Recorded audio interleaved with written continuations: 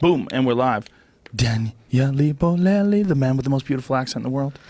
I just read iTunes review saying, it's kind of weird listening to this guy describing this horror story with the accent from, it sounds like he's making you pizza while he's talking. And the thing they don't know is I am making them pizza while I'm talking. That is what's happening. Yeah, and if they could see you, you look like a professor that was kidnapped by a biker gang and forced to. He comes in here with this red Brotherhood jacket on, this leather jacket from these Native Americans with this big red fist on it. He's got a bandana on. You're missing a motorcycle. That's all you're missing. Right. That's next. You could be in like some Easy Rider type movie. Right. I could see it. Just carrying a shotgun too. I dig that. So, are you digging doing this podcast? Are you kidding History me? on Fire? Oh man, I'm loving it. I'm having fun. Well, let's put it that way. I love doing it. It's a royal pain in the ass, the research. Well, your podcast, much like Dan Carlin's, is very different. I always feel ashamed calling my podcast a podcast because it's just you sit down and talk. But yours is like, it's an audio lesson on history.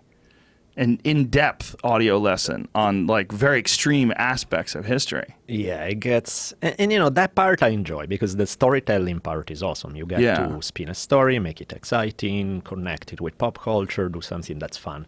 That's the part that I love. Is the month prior to that of just brutal research, just combing through boring historical book after boring historical book to find those little nuggets that are amazing. Yeah. And then spin it into a narrative.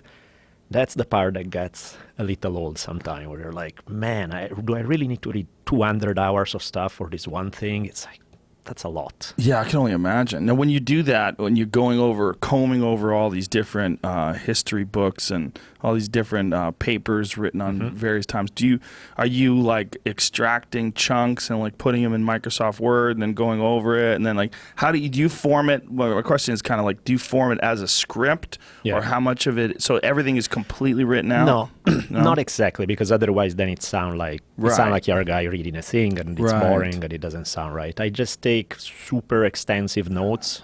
Kind of like if you are to give a lecture that you've never given, you're not going to sit down and read it, but you are going to, you have something to keep you on track, to make sure it's like, oh, where am I going next? Okay, great, there's that thing. So it's as detailed as possible without turning it into a dry guy reading his page type of stuff.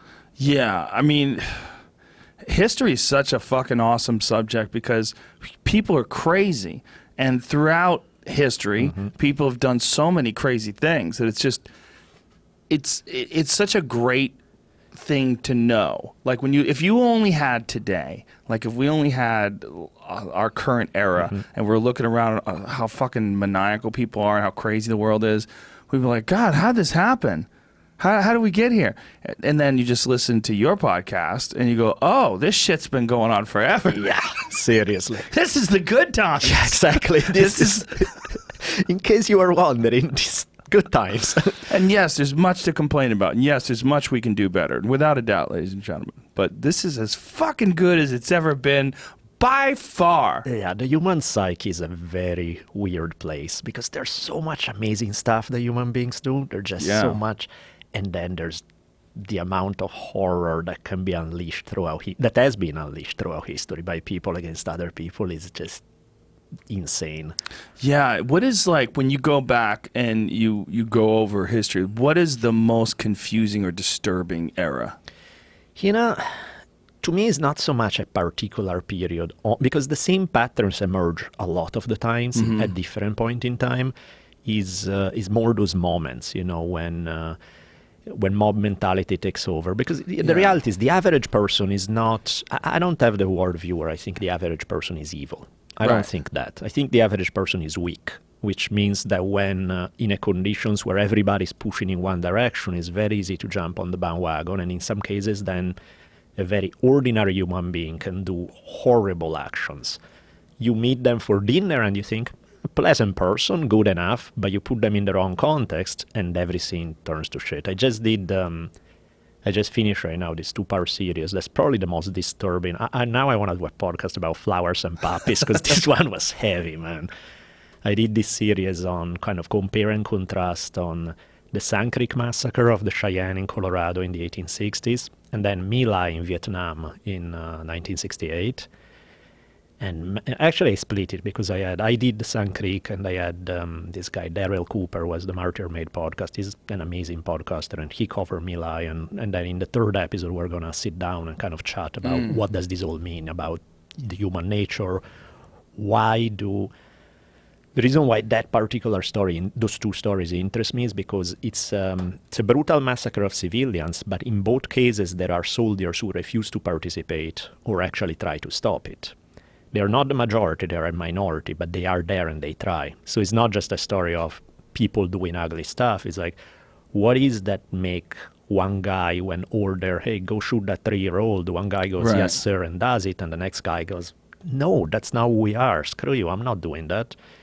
That's what interests me. It's like the individual element of what make people in the exact same circumstances, one person go down a really dark path and somebody else instead having the balls to say, no, that's not who I am, that's not what we do. With the Native American massacre, how many people were the ones that refused? Because you never hear about that. All you hear Right. about is the horrific actions of the soldiers. Yeah, and which was the majority, true. but there was also, there was this one guy, what's the guy name? Silas Soul. He was talk about a guy with balls of iron, because the guy, he and a couple of other officers refused to let the men under them because they were divided in different companies. So their companies, they say, no, we're not participating in this. This is just straight up slaughter. These guys are not even our real targets. These are a bunch of civilians. So they refused, and then Silas Soul testified against his commander at the inquiry, and then he was promptly murdered shortly after that. Wow. So it's a crazy story. But still to this day, there are people from the Cheyenne tribe who every year they have a ceremony for Silas Soul, because they say, had it not been for him, a lot more of us would have died on that day. And he did a really brave thing and paid a price for it. So, if you're looking for heroism, you can do a lot worse than look at this guy's story, because that guy was seriously, stand up for his conviction under the most extreme circumstances. So can't help but I admire that.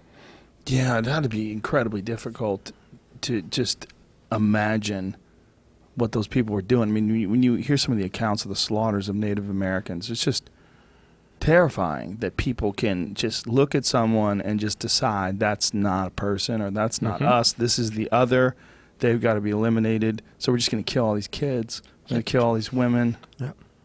And it happened all over the country. I mean, there's two things that happen to Native Americans. One, the big one, is disease. Sure. And wasn't on purpose. There's this big myth that people put they put smallpox in blankets, and that's all bullshit, right? It's pretty much been proven that they didn't really understand bacteria or diseases. There's one story that's a possible, is not a proven thing, because initially nobody understood bacterial disease, or the first 100+ years, completely unintentional. There's one tale about the French and Indian War where during a break, the British are talking about it, saying, one of the commanders saying, hey, maybe we should give them some blankets from the smallpox hospital. But, while we do know that he suggested it, we have no proof whatsoever that it was actually done. So that's probably how the rumor got started, right? Probably. But in most cases, what happened is just that the Europeans came over and just inadvertently introduced Native Americans diseases, and 90% of them were wiped out. Yeah. That's a crazy number if you really stop and think about it. Yeah. It's considered probably the most dramatic demographic disaster in human history, because, never before you had a situation where a whole continent was not exposed to a series of diseases. And so, of course, there's no immunity. The first time they're exposed, you don't need to even have smallpox. You can sneeze on somebody, and the next day half the village is dead, Yeah, that's crazy. It's amazing that if a group of people just has not come in contact with something that other people come in contact with all the time, and just, we got a cold, you'd be fine, just have some chicken soup, take a nap. Meanwhile, these people are just dead. It just kills them off. That's probably why aliens don't show up. It's like, those motherfuckers are dirty. If maybe we show up, they sneeze on us, and our whole planet will die. Or maybe the opposite. They know they'll kill us. Exactly. Maybe they have some super advanced diseases. That's the other possibility. Yeah. I guess it's just a immune system thing, right? If your immune system's not prepared for it. That's how it is. There's a great book by a guy named Dan Flores. Well, he wrote two, but one of them actually it was a paper that he wrote about the buffalo. And he's saying that it's really interesting because he compares the initial encounters that European settlers had and European travelers had before the Native Americans were wiped out.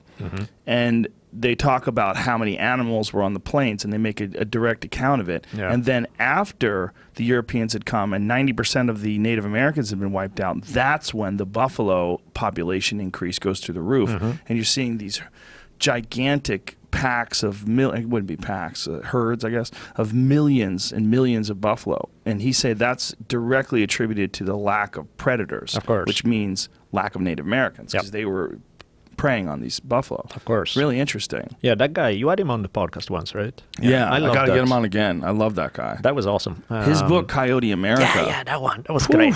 That book changed the way I feel about coyotes. Yep. I used to be like, fuck those little rats. I'll run them over. And now I'm like, those are little wolves, man. They're pretty they're badass. smart. Yeah, that was a great episode. I enjoyed that one. Yeah, dude, they are so gangster. One just stared me down the other day. I stopped my fucking car and just, because it was kind of not a lot of people in this area. It was fairly late at night, and he was on this road. I said, let me just pull over and just see what this coyote does. And he just fucking stood like 30 feet from my car just staring at me. Staring at me. That's badass right there. Just like, whatever, dude. What are you going to do? I'm about to run into these woods. You're never going to see me again. Or I'll stick around. Maybe if you fuck up, I'll eat you. Right. I'm just trying to figure out what to do right here. Those guys don't mess around. It's crazy that they just can live and be completely embedded in our society. Like, we had a biologist. What was the gentleman's name that we had from the Department of Parks and Services? See if we can find this guy. But he's actually a biologist who tracks coyotes. And he tracks them all over the state and even tracks mountain lions. They tag them and put those collars on them and stuff. But he said that there's a pack of coyotes that lives in downtown L.A. Yeah, I believe it. In the heat of everything. They found some abandoned building, and they denned up in this abandoned building, and that's where they live. Like, how? Those guys are resilient. They thrive in anything. They thrive. Yeah. Yeah. You like crazy animal stories, so check this out about a coyote. My mom went for a walk with her dog, and their dog is a big, mean dog, right? So they are walking, and they see ahead of them this little girl, probably 10 years old, with this tiny little 5-pound dog type of thing. And there's a coyote maybe like 20 yards behind her that's clearly stalking them, and the girl didn't see it. And he's obviously aiming for the 5-pounder, and it's just... And so my mom yelled at her like, hey, watch out. So the girl freaks out, pick up her dog, and she figures she's safe. Coyote doesn't give a fuck. She's still stalking them down. And so at that point, my mom kind of let her dog go, and the dog chased the coyote off, and that was that. But I was like, man, those guys you don't want to leave little dogs roaming around. You don't want to leave little girls around. I know. It's like, why a 10-year-old is walking the dog by herself? That's probably not the best idea. There was an instance that happened a few years back where a 19-year-old girl was killed, partially eaten by coyotes. Coyotes? Yeah. Serious? Yeah. I think they bit some chunks out of her, tore her apart, and she died in the hospital. Pretty sure that was the story. 19-year-old, an adult. Yeah. But it was unusual circumstances. And one of the unusual circumstances is that the coyotes in this area are very limited in terms of what game is available. Okay. So much so that they've been known to go after moose. That these little coyotes actually go after moose and have successfully taken moose out. Jesus. Yeah, so these are gangster coyotes. Yeah, 'cause when you look at them, they don't look that big. They're like 50 pounds. Exactly. A really big one's like 50 pounds. Yeah. Yeah. I watched a video the other day of a mother moose trying to stop these wolves from eating her cow or eating her calf. Yeah, I've seen that same stuff. It's horrific, man. Yeah. She's running around stomping these wolves, and they're circling her, and then they just grab the calf and drag it away, and she's fighting off the other wolves and stomping them. She stomped the shit out of a few of them, yeah. though. She fucked a few of them up. Small forever. satisfaction, though. When... Yeah. Yeah, I saw that one. That one sucks. There he is, Justin Brown, that gentleman. Very nice guy. He gave us a lot of interesting insight as to like what happens in like with biologists, how they track these animals and what some of the problems are. But we're in such a unique place in Southern California because there's such a massive population of people, but there's all these predators that are sort of like entangled in our system, you know? Like hawks everywhere. Everywhere you look, there's hawks swooping down, snatching doves and shit. Yeah, my daughter got a little dog. I always thought little dogs were nasty rats, but I started liking these things. So I'm like, okay, I'm changing my mind about it. This is a cool dog, but it's still like 8 pounds or something. Right. So I'm like, yeah, you can't let him alone in the yard. Not because there's probably not coyotes in the yard, but there are definitely hawks around. There's definitely owls. That thing looked like a big rabbit. They're going to snatch it in 3 seconds. You cannot leave him in the yard like that. Yeah. Because, I mean, that's how it is. That's when you have predators around, you need to keep your eyes open. Yeah, there's no getting around it. There's no getting around it. You know, and when we look at how horrific the wild world is, it's not a surprise that people who are just like recently civilized over the last, you know, like really realistically, but that's the thing. 10,000 years. Yeah, everybody is like, there's this really dark thing in people's minds where it's an option on the table. Most people are never going to pull the trigger and go down there, but that's part of who we are as human beings. And I think that's why I enjoy doing this, the Sun Creek My Lai, because it's a story that's not trying to bash any side. It's not like, oh, look at those bad Americans doing these massacres. It's more, there were horrible people there. There were also great people belonging to the same side. Yeah. So it, to me, is not about one particular group of people, that one nation or that one ethnic group or anything being the bad guys. It's on an individual level. What is that makes one guy go down in these horrible directions and other people instead choosing, you know, because that's what it boils down. It's choice, choosing not to be that person. You know, that's what fascinates me. Yeah, you know, it's just, there's a great book by Sebastian Junger called Tribe. Have you read it? You read that one, great. Wasn't it interesting when he talked about all of the people that were kidnapped by Native Americans that chose to live with them? Yep. And then when they were taken back by the Americans, by the settlers, you know, they were like, fuck this, I'm going back to the Native Americans. And they went and lived with them again. Like, but no one went the other way. No. Not at all. Which is really crazy. Say something not flattering about the Euro-American culture of the time. Yeah, there's a great Benjamin Franklin quote. I'm going to butcher because I only remember the beginning. Something about no European who has tasted savage life and then basically go on to can bear to come back to live in our settlements or something like that. Yeah. And I'm like, yeah, that says something about... Because it's fun. Yeah. The way they're living, they're camping. Right. They're hunting and fishing every day. And you go back, and these assholes are wearing powdered wigs and banging a wooden mallet on a table for everybody to pay attention. Fuck off. Exactly. You know? That's hilarious. But that's... Hear ye. And that's what I mean about cultures, right? People sometimes will then romanticize native cultures as like, oh, they're all, you know, hug trees and... talking with the furry creatures of the forest. And I'm like, well, yes and no. There are, like what you mentioned, right?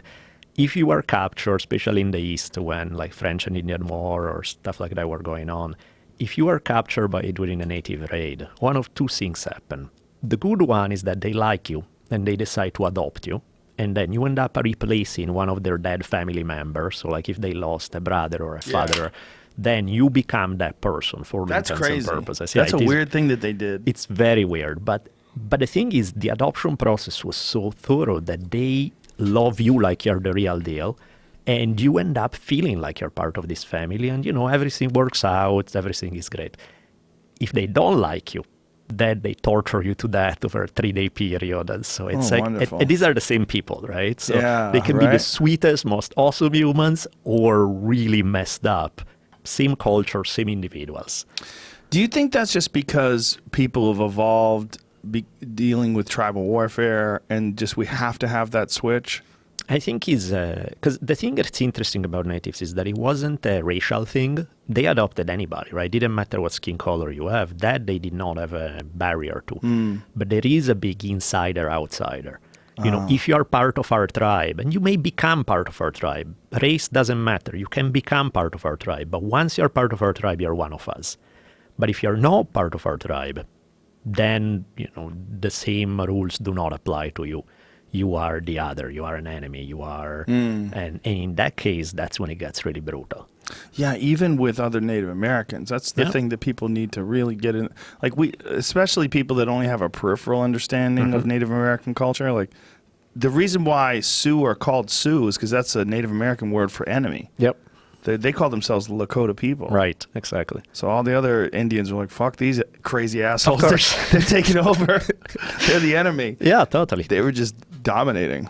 Yeah, it's really fascinating when you consider that these people had these hunting grounds that they were trying to protect. And one of the things that they found is that there are areas where wildlife thrived, and the wildlife thrived in these like gray areas. Yep. Because like this one area would be, you know, one Native American tribe, and then their hunting grounds went to a specified distance. Yep. You know, obviously always in conflict. But then past that was another Native American tribes. But in the middle, that's where you'd find all the fucking animals. Of course. Because they were like, I get it. Nobody hunts me here. Yeah. They are worried about killing each other in the danger zone. So, no, totally. That's it's how crazy it is. that they figured that out. Yeah. It's like, have you been to Yellowstone? Yeah. It's beautiful, right? It is beautiful. It's amazing. Yeah. But one of the things that's really crazy is if you go around the tourist center, there's elk everywhere, just lounging around. They tell you don't get more than 20 yards closer to an elk because they will charge you occasionally. They're like tired of people taking fucking selfies. All the time. They're always the tourist guy like, hey, look at me. I fucking Boom. did it, man. I did it. I was out there and I've seen elk in the wild.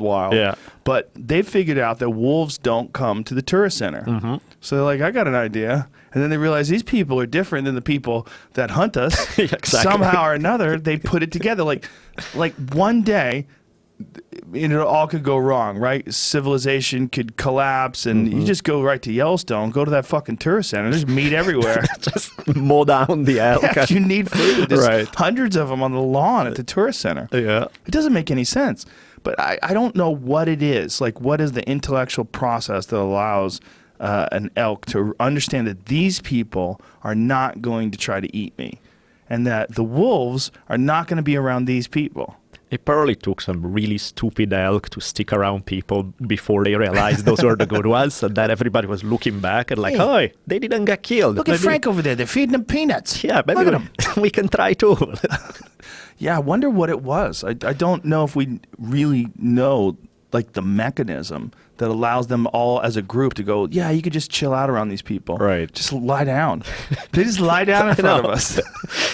You're right. It is fun. In all the national parks, you see the most animal right there it's hilarious. But it's fascinating that there's never been like a non-warring successful group of humans. Because it only takes, you can't really be a pacifist around somebody who isn't. Right. Because, you decide to go in this mellow, peaceful, happy society and you get your ass kicked by... There's a great story about the origins of, not even before the United States, like British colonies in what will become the United States. Everybody hears about Plymouth Rock, right? There's the Puritans, they show up, all of that. What usually people don't hear, Thaddeus Russell played a little with this story in his book. There was this other settlement called Marymount that was just down the street from Plymouth, but they were completely different. Their interpretation of Christianity was pretty much a pre-Christian paganism mixed with a couple of Christian ideas. They had the exact opposite approach of the Puritans. They were having drunken orgies with the native tribes. They were they were the equivalent of like the hippies of the 1600s, just kicking back, having fun. And the Puritans started getting edgy because when new people would show up on the coast, they would take a look at the Puritans, they would take a look at Marymount and be like, yeah, I'm going to Marymount. Fuck the Puritans. These guys are whipping themselves and life sucks over there. And so, of course, that was bad competition. Even some Puritans were like, see you, honey, I'm gone for a couple of weeks. And so the hardcore guys decided, well, we can't have that. So they got their guns, showed up, and closed down Marymount. And that's the problem. Like, had the Marymount guys not been so damn lazy hippies and actually got their act together and trained with guns and stuff, they would have been able to keep their community going with those values. You need a minimum of self-defense. Otherwise, somebody else squash you, which is exactly what happened. Was that from the name Loyola Marymount? Does it come from those people? I dubbed it because, you know what? I have no idea, so I'm going to lie. But you know, the thing is, because, Loyola doesn't strike me exactly as a drunken orgist with native No, not at all. stories. That's why I was confused. Yeah, I'd never heard of that before, but it makes sense that there would be someone that would deviate. Mm-hmm. There's always someone that just looks at the way everyone else is doing it and just says, this is fucking not for me, man. Totally. Yeah. But it always goes bad. Like, there's never been a cult where, they got together, formed a commune, and just really were cool to each other. I'm actually fascinated with exactly the thing you said. Why? What's so damn hard about... It's power. It's the one person in power. The one person in a position of power is almost always abusive, and they almost always use that power to their own ego gratification and dominance. They always fuck all the other guys' wives. Yeah. They all father a bunch of children. They take everyone's money. You know, I'm fascinated by that kind of stuff, because one of the things that you see when you if you become famous, or if you do something that gets you a lot of notoriety, is I know how I feel around certain famous people. Like I remember, like I've talked about, like first time I met Anthony Bourdain, who I respect a great deal. Of course. I was like a little school kid. I was just such a dork. I was like, dude, I fucking love your show. You know, I was it was genuine, and I love his writing too. Yeah. So I was genuinely excited to see him and meet him. You know, it's still to this day when I talk to him, I'm a little dorked out. So when, you know, you take a person who's not, and I'm used to being around celebrities. I've been around a lot of them. But when you take someone who's not used to being around someone who is in this position of adoration, and they don't know how to handle it, and they just give in to whatever, you know, beta tendencies they have, and this alpha just takes over. There's a natural thing that human beings do in these small, isolated groups that don't get checked, and it almost always is the man who is in charge of it winds up abusing everybody. Yeah. Which again, it goes back to that part of human nature. Is why do you have to go down that path? You can have a great life. You can enjoy. Be nice to people. You are in a position of leadership. Use that to make sure the whole thing runs smoothly. Everybody's taken care of. Never works that way. Yeah, and it pisses me off because it's weird. To me is. I mean, I understand it and I don't understand it, because I get it. I've seen it enough times that I know you're exactly 100% right. But at the same time, I really don't get it, because you can still have a great life. Nobody's denying you all the good things that you want. Just be a semi-decent human. It's not that hard. Come on. You would think it's not that hard, but when there's no one checking you, like you're in the Oregon woods and you've got this fucking yurt and everybody lives together and you just bang everybody and you make them give you all their gold.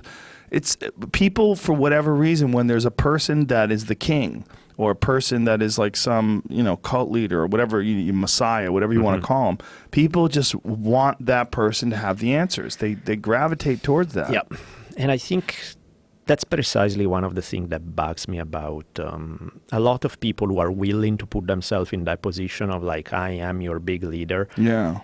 To me, there's a way to be a leader that's awesome. That's great. Sort of the Taoist approach, where people shouldn't even feel they are a leader, but you are like subtly moving things along to make sure everybody's taken care of. Right. That's a leader. But that's not, because it's not obvious. Most people need exactly what you said. They need their father figure to lay down the law, to be very dogmatic and certain in there. I know it all. Don't worry. I have all the answers. Yeah. This is good. This is bad.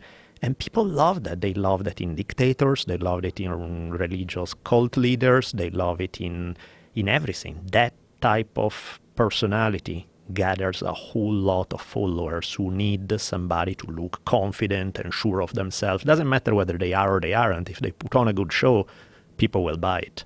Yeah, it seems like a pattern that just sort of gets established in human beings from being a child and having your parents, don't touch that, that's hot, come with me, this is the way to go, this is what you have to do, this is how you put your shoes on, this is how you tie your shoe, this is how you get to work, this is how you do this is how you do that. And then you all of a sudden you don't have anybody telling you what to do anymore. And then all along comes the cult leader. Yep. Like, I've got the answers. Guess what? They're coming straight from God. So fuck your parents. Your parents didn't know shit. But that's what's funny, is that the same people who grow it up would be like, your parents tell you, hey, tie your shoes, and you're like, fuck you. Right. Suddenly somebody come along when they are 20 or 30, tie your shoe, and you're like, oh, you're so wise. Yeah. Let me listen to you. This is the way to tie my shoe, oh great master. Exactly. Yeah. And it's just, I don't know, man. It's just, it was interesting. I don't know if you have been following like where Dan Carlin, the stuff that he has been saying about his other show, Common Sense. I haven't listened to it lately. Yeah, he hasn't been releasing episodes lately. That's probably why you haven't, because he has kind of shut down with that. It's not officially done, but in this thing is, my approach, meaning Dan talking, my approach is to be somewhat subtle, somewhat like play and not be overly dogmatic one way or another, to think on my feet, to mix things together. And that's something that most people don't want in the current climate. Most people want the very black and white type of approach. Now, I disagree with Dan because I think that still there is an enormous need for what he provides. And I don't think that just giving up is the solution. But I do get it because it really doesn't take much. You know, if you start screaming a very dogmatic, either super leftist or super conservative approach, you get automatically a bunch of followers. If you are thinking on your feet and just going, this thing, yeah, you're right, but let's look at the other side, and constantly having, you know, what any decent human being should do, just being intellectually honest and thinking things through, not... People don't respond to that because it's not that easy. Or rather, people do, some people respond, but it's a number-wise is way a minority compared to what you get by being a black and white kind of guy. Yeah, people desire very clear resolutions and very clear thinking in terms of like enemy, friend. This is a black and white issue. But I think Dan also just felt overwhelmed by the times. He was like, this just seems like everything's so fucked up. I'd rather not even talk about it and just sit back and see what is really happening. We were on the phone. I swear, I spent like an hour on the phone with you. We were back and forth. I was playing, remember the second movie of Lord of the Rings where there's Frodo carrying the ring is all like, I can't do this anymore. And there's Sam going, oh, come on, you need to. I think I need to step up my game. I'm a shitty Sam because I was trying to do that for Dan and just kind of motivate him, and I miserably failed. So I respect where he's coming from. He said that when he was on the show recently. He was talking about that sort of same thing, that he's kind of put that podcast on hold.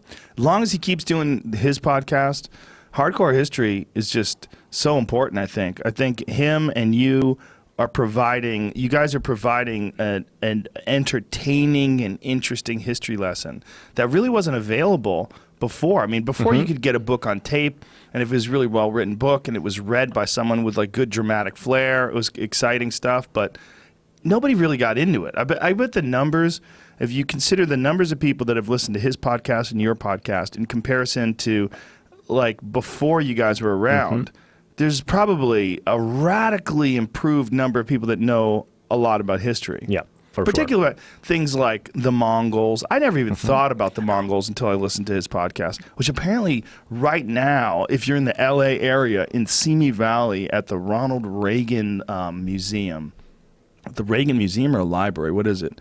There's a giant Genghis Khan exhibit. Really? Yeah, they have the bows and all the fucking stuff they stole, and the textiles and all the different things they wore in their yurts that they slept in, all kinds of crazy shit. Awesome. Dude, I want to go. Yeah, I mean, that stuff's over 1,000 years old, right? Or close to it. 1200s? Yeah, exactly. 1200s, so close to 1,000 years old. Yeah, but, there it is right there, yeah.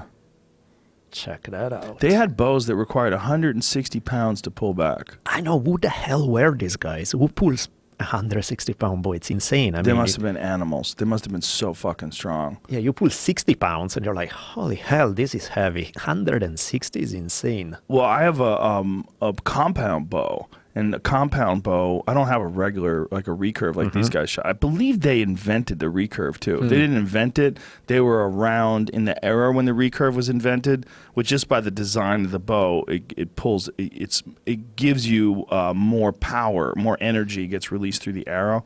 But with a compound bow, there's a big let off. So it's only difficult. So if you had a 60-pound bow, it's only 60 pounds for like the first 6 inches or so of pulling it back. Then as you completely pull back, there's like an 85% let off. So it's much easier to hold. Right. They were pulling 160 the whole time. All the way. At the end, it was harder. Yeah, of course. Yeah. And they could aim perfectly on horseback while riding in full gallop. It's like, they apparently used to time the arrow release while the horse was in the air. Yeah, because then you don't have the unevenness of it. Those guys were fakes. It's just that series that Dan did on the Mongols is one of the greatest series of all time. ever. Of all time, I urge people. Amazing. I think it costs $1 an episode. Just go through iTunes, get it for $1, or I don't know what other whatever it could app be. Do you have if you're it's cheap and Android? It's worth it. But it's $1 an episode, and it's worth fucking hundreds of dollars. Yeah. It's amazing. I've listened to it, no bullshit, at least 6 times. I need to stop bringing up Dan because by now people are accusing me of like, you like Dan probably a little more than a heterosexual man should. That's I always give praise. He's a beautiful guy. He's awesome, man. There's nothing wrong with it. I love Dan. He's one of my favorite humans. Well, listen, your podcast is fucking awesome too, man. And I really particularly enjoyed your first one because you talked about that one story that you brought up on here that freaked me the fuck out. Right, when at the end of Spartacus' rebellion, they capture all the remnants of Spartacus' army and crucify every single one of them on the way between Naples and Capua, but next to Naples and Rome. Every, 30, 40 yards, there's a new guy crucified, and 30 yards down, another one, kind of like lampposts all the way between these two cities. And how many miles is that? That's like 120, something like that. 120 miles of crucified people. Yeah, where you have at every 30 to 40 yards, there's a new one, and then another one, and then another one. And it's, that's an intense kind of story. Since the last time you were on the podcast, I went to Rome. Oh, yeah, I saw that. You did traveled. The Italian trip, yeah. Dude. It's that's one of those things where you just have to like, no one talk to me for a second. I'm going to try to process this. Like we had a great guide who was a professor. It was really cool.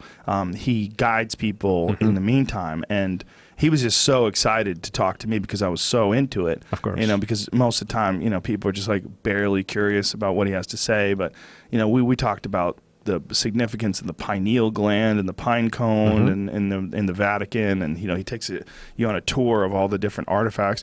That's a trip that I feel like.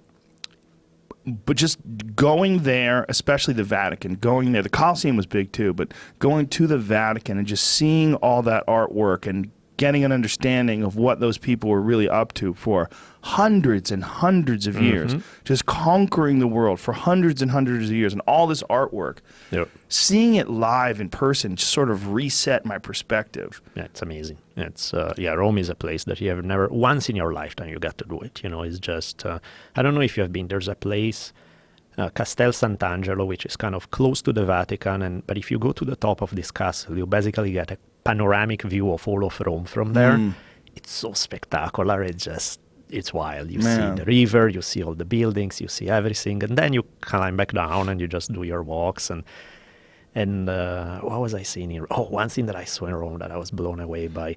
This artist, Caravaggio, was the painter. That guy, I love that guy, because basically what happens with this dude is he was around in the, end of the 1500s? Yeah, end of the 1500s, early 1600s. And Caravaggio was a straight-up gangster. Like, he was probably the best artist of the era. To me, he's probably the best artist of all times. Like, you look at his paintings and it's just insane what he could do with paint. But then he had this life on the street as a literal gangster. He at one point killed a guy in a duel, was wanted for murder. Every time he would get close to power, and he would, that's Caravaggio for you. Look right how there. Amazing that painting is. Yep. And what year was this made? 1599. Yep. God, look how good it is. I know. That's insane. I mean, that is so close to photographic. And you think that this was in the 1600s, and these people, they couldn't even stand still for him. I mean, how do you think he did that? Did he have a guy pretend that he's getting choked? Or did he do this all from his mind? No, I think he used models. There was actually one of the scandals is that he was banging his models. Well, of course, but that was not the scandal. They all did that, right? That was part of the deal. Though the scandal part was the fact that the church was commissioning a lot of his work, but he clearly was not the most pious guy in their sense. Right. His view of Christianity was, hey, these guys were, Jesus and his followers were poor men from the street. They were not the cardinal in purple robes. So he used as models more than once. For the Virgin Mary, he used the hookers that he was sleeping with. Really? And so the church was like, you cannot use a hooker for the Virgin Mary. That's just not okay. And he would be like, yeah, don't worry. Okay, next time. And again, he does it again. And see if he can get some of his paintings of the Virgin Mary. See, find some of them. Yeah, that's amazing. It's hilarious. There's one, let me see if I remember the time. There's one where there's a naked baby Jesus with Mary squashing a snake. See if that pops up. That one is great because, there was this big shot at making it big. The church was trying, okay, keep it together, be a good boy because you're the best painter there is, but you're fucking crazy, so please just tone it down. And he turns in this painting where the Virgin Mary has just big cleavage showing in a red dress. Baby Jesus is butt naked, squashing the snake, supposed to symbolize the devil and stuff. And they were like, yeah, that's not what we meant. So, Whoa. yeah, that's the one. That's the Virgin Mary? Yeah. She looks like a freak. I know. Well, she was his lover hooker, so yes, that was part of the problem there. And the baby Jesus squashing a snake. Yeah. Was dick showing. Exactly. That was the other thing that this guy was explaining to me was the penis sizes of the Roman statues. They were all small because big penises were supposed to mean stupid people and like aggressive animals that were just, not a part of the civilized, amazing culture that Rome represented. So there was pride in the micro penis. Yeah, well, it wasn't micro, but it was definitely not. That's funny. Not optimal. That's hilarious. Yeah, I was like, because I was asking, I was like, what do you think that is? We were trying to figure it out. We were talking about it before the professor gave me an answer, and I was like, maybe they just like had littler dicks back then. Like maybe it was just, that was just how it went. And he's like, no, it just. I think they probably associated big dicks with rape, with like the barbarians and the Moors and all these people coming in and chopping people up and fucking the shit out of everybody. And like, no, we don't want that. We don't want that. Little tiny dicks, like sophisticated dicks. Sophisticated. Dicks of people who write poetry. You know what I'm saying? Vandalism, maybe? They stole the big dick off No, the they didn't statue. steal the big dicks. No, they were clearly made by the artist. One thing they did do, though, in certain eras, they covered the dicks with leaves. It wasn't initially what they would do. And they went back on a lot of them and repurposed them and put new leaves over dicks. I think right now that there are going to be about 7 punk bands borrowing the name from you. Like Sophisticated Dicks will be the name of a new punk band coming out tomorrow. That'd be a good band, Sophisticated Dicks. Yeah. I like that name. That's a good one. Yeah, it's a weird thing that people have done throughout history is like sort of trying to control artistic expression and trying to have it represent the time, and so you don't necessarily get a full version of what was going on then, but you do get a version of the suppression, which gives you insight into the full version of the times. Definitely. That they were covering dicks with leaves and stuff. So strange. And sometimes they would have the painter giving the edited version of the painting for public consumption. But then the same guy who commissioned, he was like, okay, give me one for my private collection. And so that's where they would have all the way more explicit stuff. Oh, yeah. They didn't have pornography back then, so they must have been beaten off to paintings and stuff.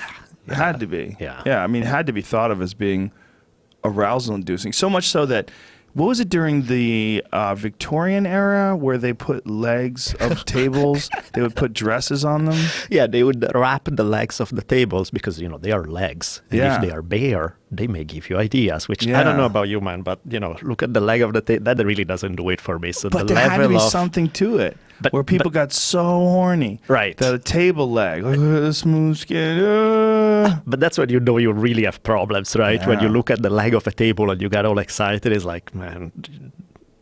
Yeah, that's not good. No, you may want to revisit your life choices up until that point. It's fascinating that people must have agreed to that, too. What's up, Jamie? I just looked it up. It says that it originates from a satire that was written, and people, I guess, took it as truth. Oh, so it's not real? Yeah, supposedly not. But they definitely did cover the legs. Yeah, I think they did, but the reason why is exaggerated. It says he was poking fun at Americans that did something like that. Oh, come on, don't spoil the meat. The meat is too cool. That's Prosperous farmhouse parlor in 1900s, and that has it covered. But this is 1900s, right? This is the Victorian era is when they did this. Oh, wait. Okay, in 1839, an Englishman wrote a satire of American tour. He wrote an American propensity to use the word limb in place of leg, though he says the English do it too. Then he says that he visited a boarding school, young ladies, New York State. We saw a square piano fort with 4 limbs. The mistress of the establishment had dressed all these 4 limbs in modest trousers with frills at the bottom of them. He's exaggerating, or not subject, is exaggerating or not subject to speculation. He is certainly poking fun, or whether Marriott is exaggerating or not is subject to speculation. He is certainly poking fun at Americans, but I can attest that having paged through dozens of books showing old black and white piano photos of Victorian interiors, I saw not one example of a table, piano, or any other piece of furniture with skirts around the individual legs. That's interesting. Boo. Because I had always heard that. I like the legend so much better. Hadn't you always heard that? I Yeah, had heard totally. that from I did. professors. Yeah. Yeah, I thought I'd heard it too. I remember hearing that from a history professor. I'm all of the, between boring history and a fun legend, always side with a fun legend. Yeah, I would like to think that people were way more stupid than they were. Yeah, sometimes. Makes me feel good about this era. Exactly. That we're in now. Yeah. Yeah, but this, you look at the dresses that people had to wear, that went all the way down to the ground. I mean, it's not really much different than what we see in the Middle East. Yep. It's very similar. I mean, what we see in the Middle East, they have to cover their face, the hijab and the whole deal, and the headscarves, and that's a little more extreme, but not much. Yep. I mean, they wore shit that went all the way to the ground. If you showed any ankle, people would lose their mind. It's an ankle. Oh my crazy? God. Yeah. Well, repression does it. Yeah. I wonder if they were more hypersexualized than we are. I bet not.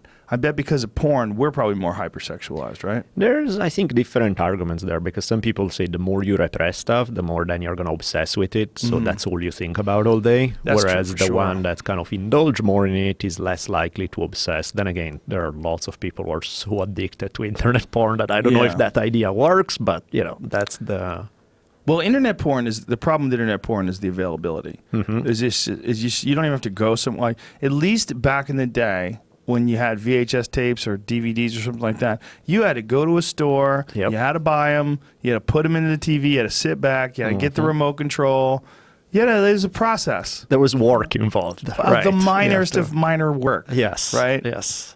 Now it's just far too easy. It's Yeah. how many people that work, that have jobs, go into the bathroom, lock the door, and beat off? That's... There's a lot of people listening right now. we're doing exactly that. that. Are doing that right now. You're Right. beating off right now. Stop it. Go back to work. Jesus is watching. That's what I hear. Yeah.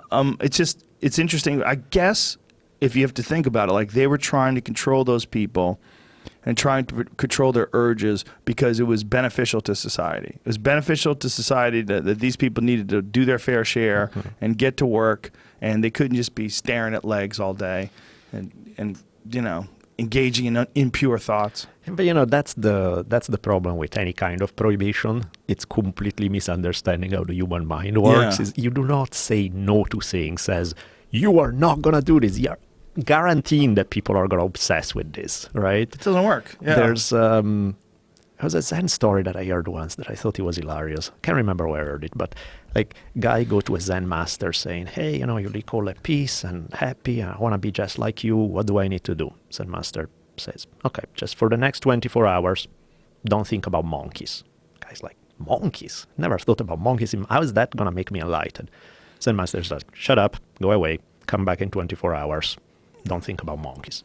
Guy's like, "Okay, well, becoming enlightened is going to be a piece of cake because all I have to do is not think about monkeys." And of course, the next 24 hours become the most monkey-filled hours of his life because that's all he can think about, right?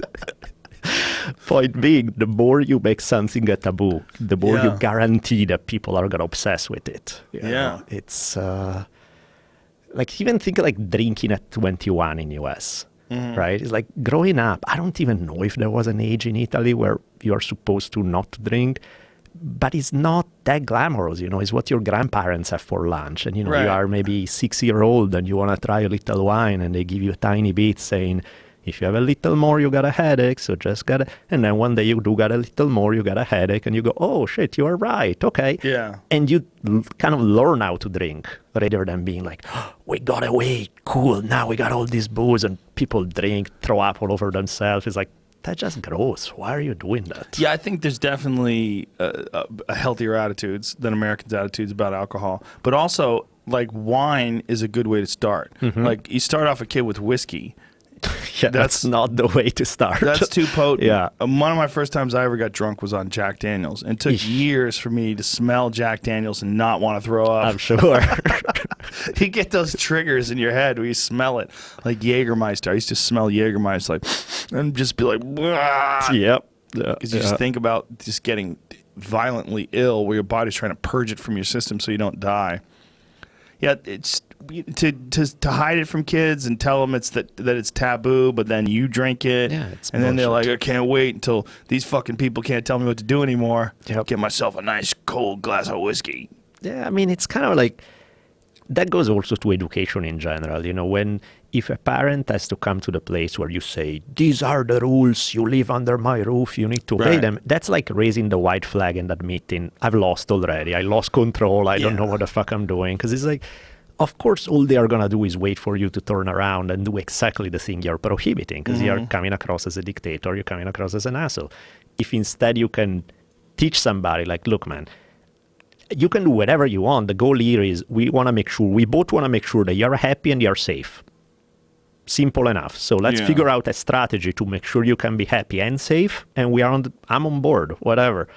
That's a lot easier for people to respond to, being like, okay, so you're not just a killjoy who's trying to squash my life, you're somebody who's concerned about me not ending up dead. Fair enough. We can work with that. Yeah, but parents have to work. Yeah. And they don't have any time. Exactly. I don't have to tell you, you're a parent. Right. You're like, just fucking listen to me.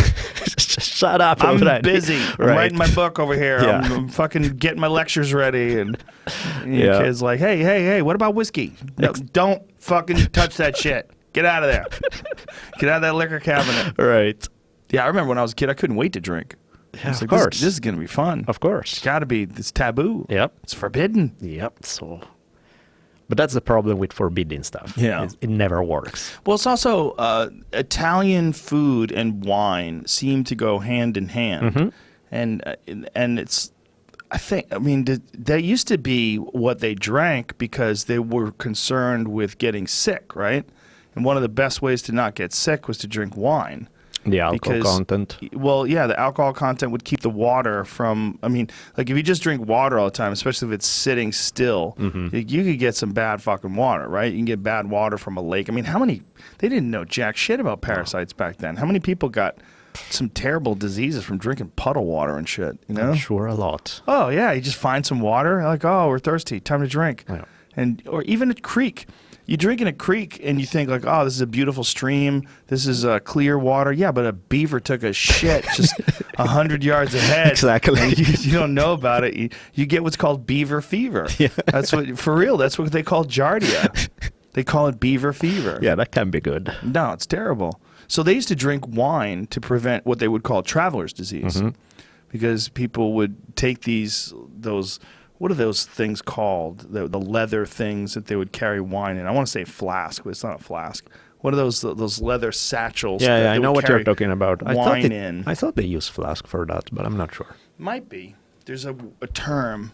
It's like a leather bag, and it had like on the end like a cork, and they would just drink from that, and that's how they would hydrate. Yep. People must have been just hammered all day. Yeah. When you read the statistics of how much people used to drink, it's amazing that anything ever got done, because it's just people were drinking morning through night. And they must have been horrific to each other. Yeah. Then just to imagine like a whole civilization that is a drunken bar at 1 a.m.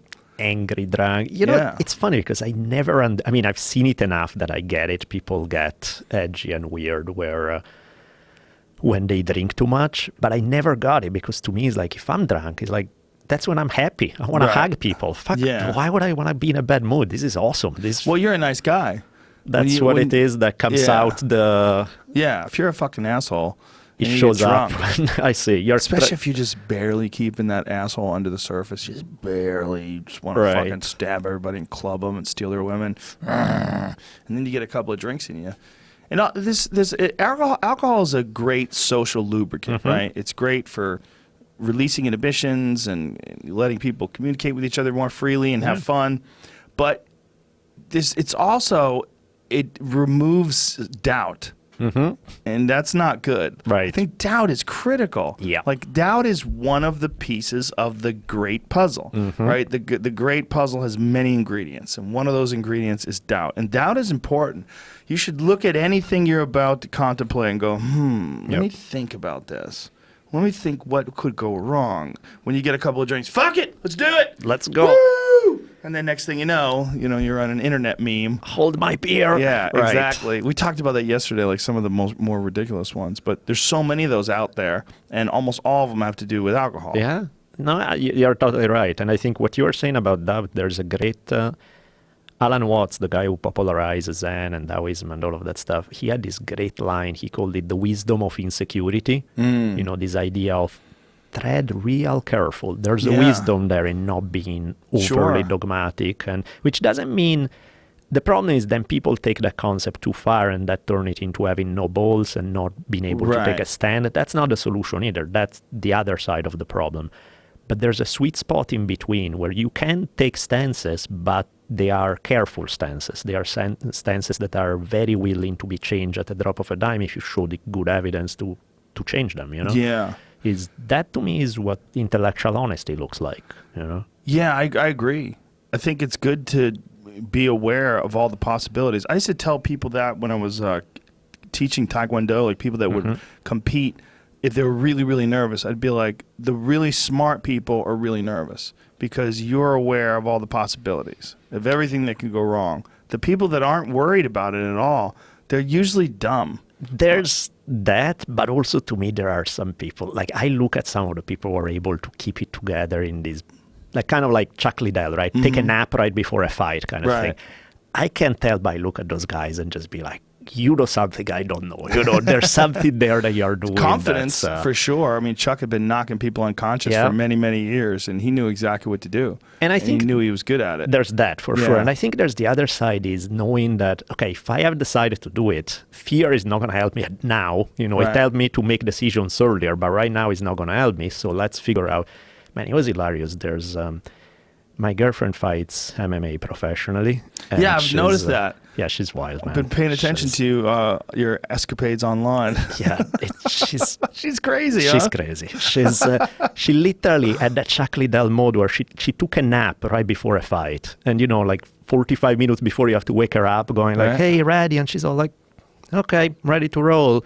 And I'm like, I would not sleep for a week prior. How do you manage to keep it together like this? It's good to do. I used to do that. I used to sleep before fights. It's good. That's awesome. Yeah, but you just can get yourself into a more calm state. It's so much better than frantically running around and freaking out and fretting. Plus, it freaks out your opponents. I would sleep like right on the bleachers. I'd just go to sleep right there, and everybody else would be nervous and shit, and you're sleeping. Exactly. You look at that. I'm supposed to fight that guy. The guy was sleeping right before the fight. Hell no! Like the first match she did, man, was nuts because you're in the locker room and there's the guy sitting next to you. Goes out for his match, come right back, his head is split open, covered in blood, and they're telling you, okay, you get ready, you're going next. And I'm dying, right? I'm just thinking, how the hell? And she's all like, la, la, la. Where'd you meet her? At a gym? No, she literally lived across the street from me. That's crazy. Yeah, that's just where, random. And it was funny because I used to say it, this is where the universe has a sense of humor, because I used to say all the time, like, I can get along with anybody, but I don't necessarily click with a lot of people. So my thing was like, where do I find somebody I click with? Across the street. And I said that like 10,000 times, right? One day I'm like, look at that. That's hilarious. Yeah, I know. That's where I was looking at the universe going like, okay, that's funny. Haha. But there's definitely like little things that almost like slap you in the face. With, there's a whole system going on, stupid. Just pay attention. I know. Like, I know you make fun of Oprah. But the secret might be real, motherfucker. Oprah's got $3 billion. Seriously, man. There might be something to it all. Yeah. It seems completely preposterous, but yeah. I intellectually, I always want to say, nah. Things don't happen for a fucking reason. You decide they happen for a reason afterwards. Because it helps fit your sense of order. The funny thing is, I completely agree with that. And I also completely agree with the fact that sometimes things click in a way that you're like, okay, you're fucking with me. This is just too... I think about people all the time. Out of nowhere, I'll get an email from them. Like, out of nowhere. Like, I haven't talked to this guy in 10 fucking years. And then all of a sudden, I get an email. Yep. Or, you run into them somewhere. Like, what? How is it possible I'm running into you at the airport? This doesn't even make sense. I know. You reconnect. It's very strange. Yeah. Those are the times when you really... humbles you and makes you think, okay, the universe is such a weird place, and what I understand is like probably 0.01% of what's out there. Yeah, we're connected in some other weird, bizarre way that we haven't figured out yet, and maybe we'll never will. Maybe we'll become symbiotes. Maybe we'll become like completely ingrained technologically before we figure out the biological connections that we share. Because I think there's like the obvious senses that we all have, but I think there's some other stuff going on. You think about someone and then boom, they're calling you on the phone. Yep. Like that just to me is too coincidental sometimes. Sometimes it's random. Sure. Like say if it's someone that you talk to all the time and then they call you, Of that's course. just coincidence. Yeah, no big deal. But there's some times, man, where you're talking about someone and all of a sudden the fucking phone rings and I go, look at this. This is crazy. Yep. You haven't talked to them in 4 years. Exactly. They're calling you right there. Exactly. There's something to that. Yep. And you ask them like, why'd you call me? Just stop right now. I'm not saying like why you call me. Sure, man. sure, sure. I'm saying like what was going on? Like what caused you to call me? I don't know. I just had a weird feeling. What the fuck, man? That's crazy. I know. It happens all the crazy. time. Yeah. That's And you can also tell when people are creepy too, right? You can tell when someone's a creep. There's something the weird, vibe that you pick up. Weird vibe. What is that? Like, what's that? I really do think that there's something that, verbal communication is a very small way in which we communicate. Right. There's so much more to it. Because, Yeah. there are times when you walk into a room and you already know who you're going to like and who you don't. And the ones that you don't, then you need to spend the next whatever long it takes you to find the reason why you don't click. Yeah. But you already know it. There's that something there is going on. And There's a smell. And I don't think most people trust their perceptions, so they're like, no, I need to find out the rational reason. Why would I have these preconceptions? To me, it's like, if you feel it, there's probably good reason for it. You know, if you have a strong feeling about it, I would trust it rather than not. Fuck yeah. Yeah, trust it rather than not is a good way. And, don't trust it like, that's definitely a witch. Yeah, no, not that. No, do not burn. I knew it. Do not burn your people at the stake. That's a bad idea. Yeah.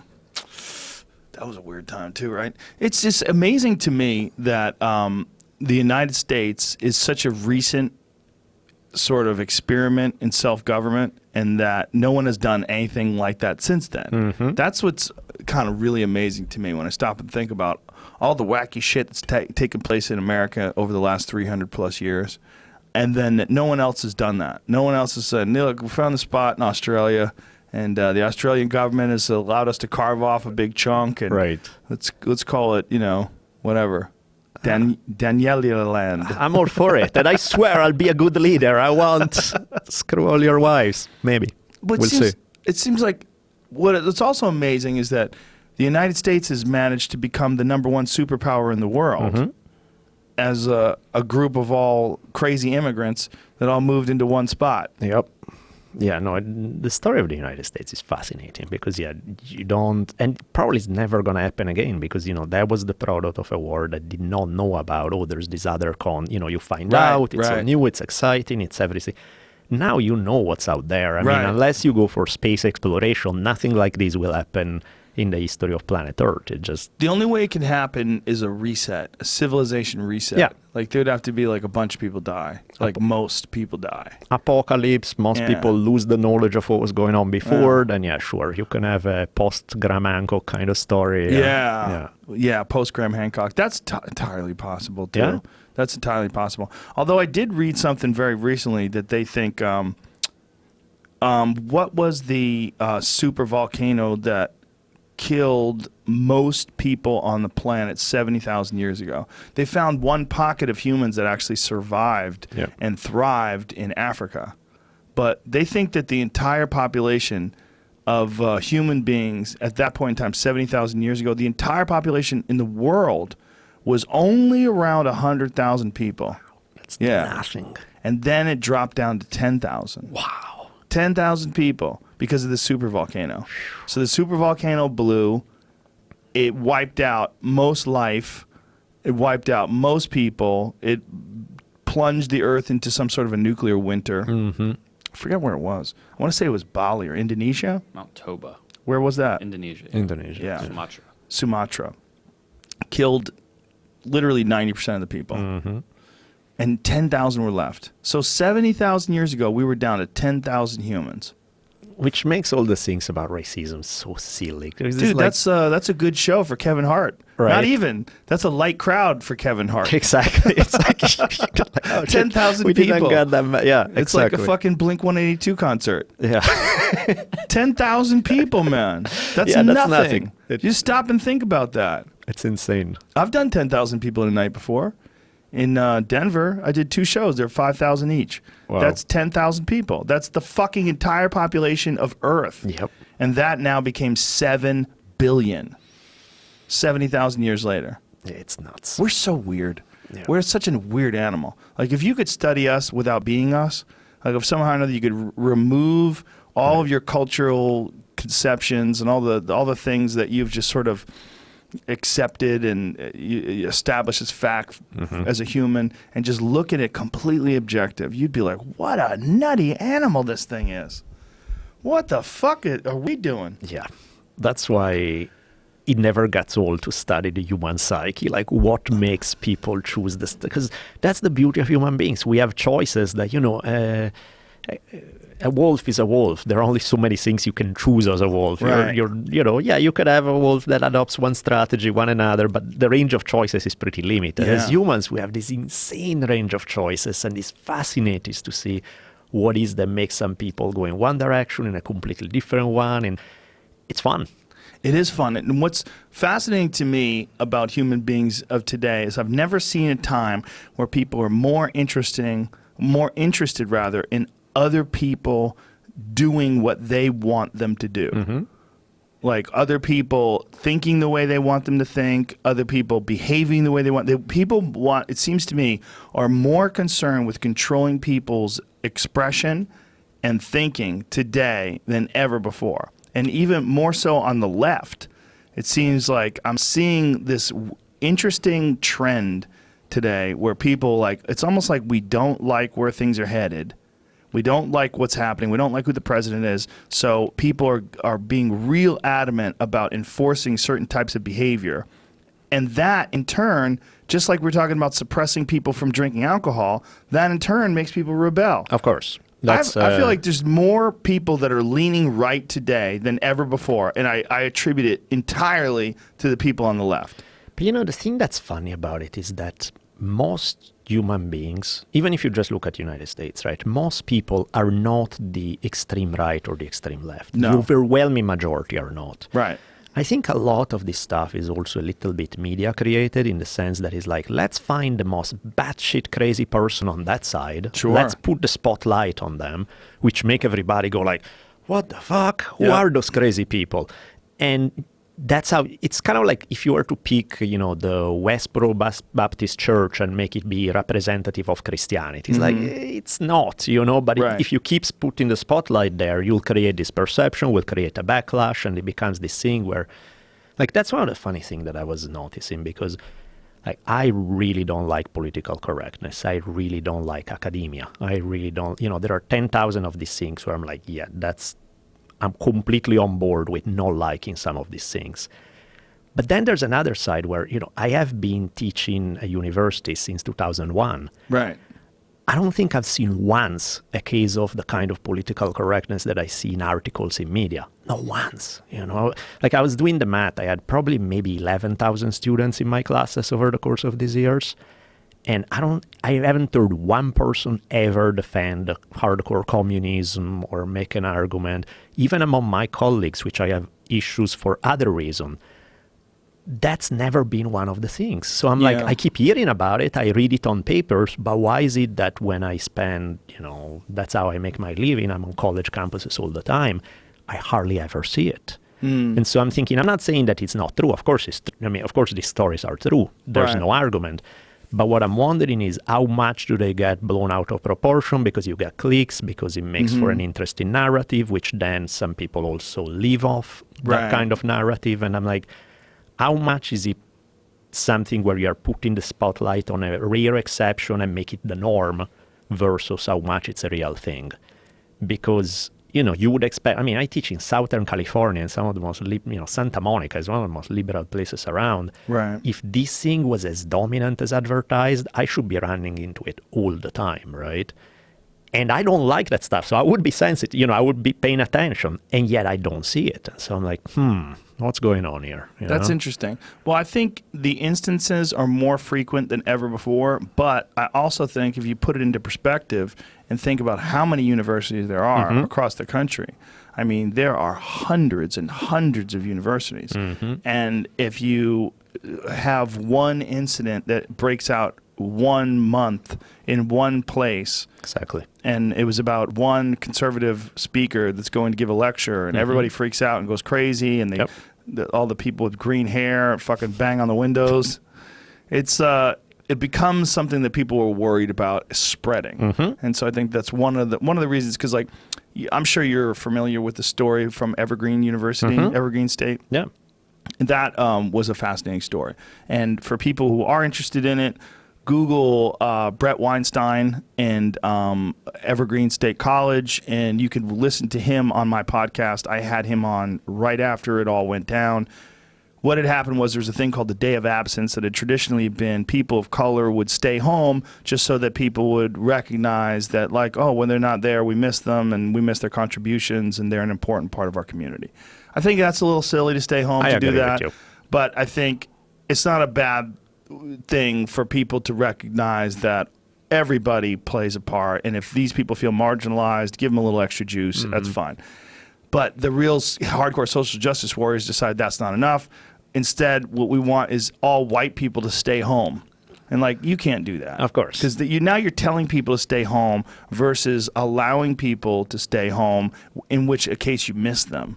This is the opposite. Exactly. You're telling these white people to fuck off. So Brett, who is like a fiercely progressive person, was telling people, like, you are making a mistake here. You're getting out of line. This is not the way to do it. Right. And then they went crazy, and they're fucking looking for him with baseball bats, and they literally kidnapped classes. They held the principal or the president of the school in this room. And even when they went to the bathroom, they escorted him to the restroom and then brought him back to the room. They wouldn't let people leave.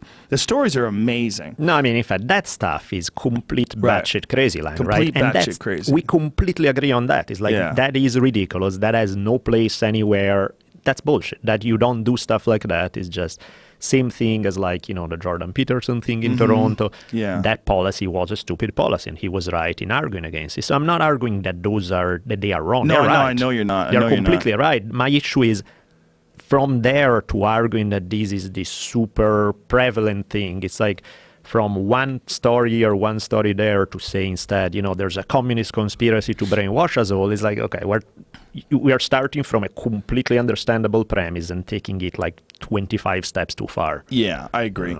I agree.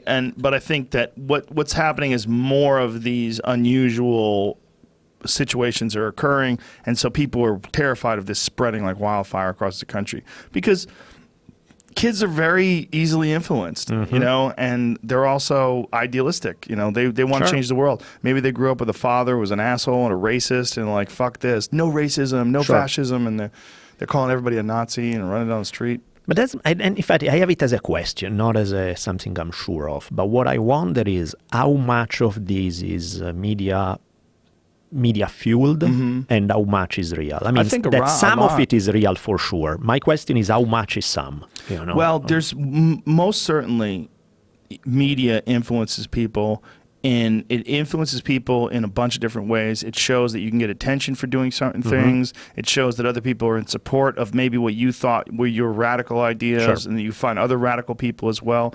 But, I mean, that's also the argument for not publishing the name of school shooters, right? It's because a lot of these people think that this is media fueled by people that are seeking attention. And I think they're probably right in a certain respect.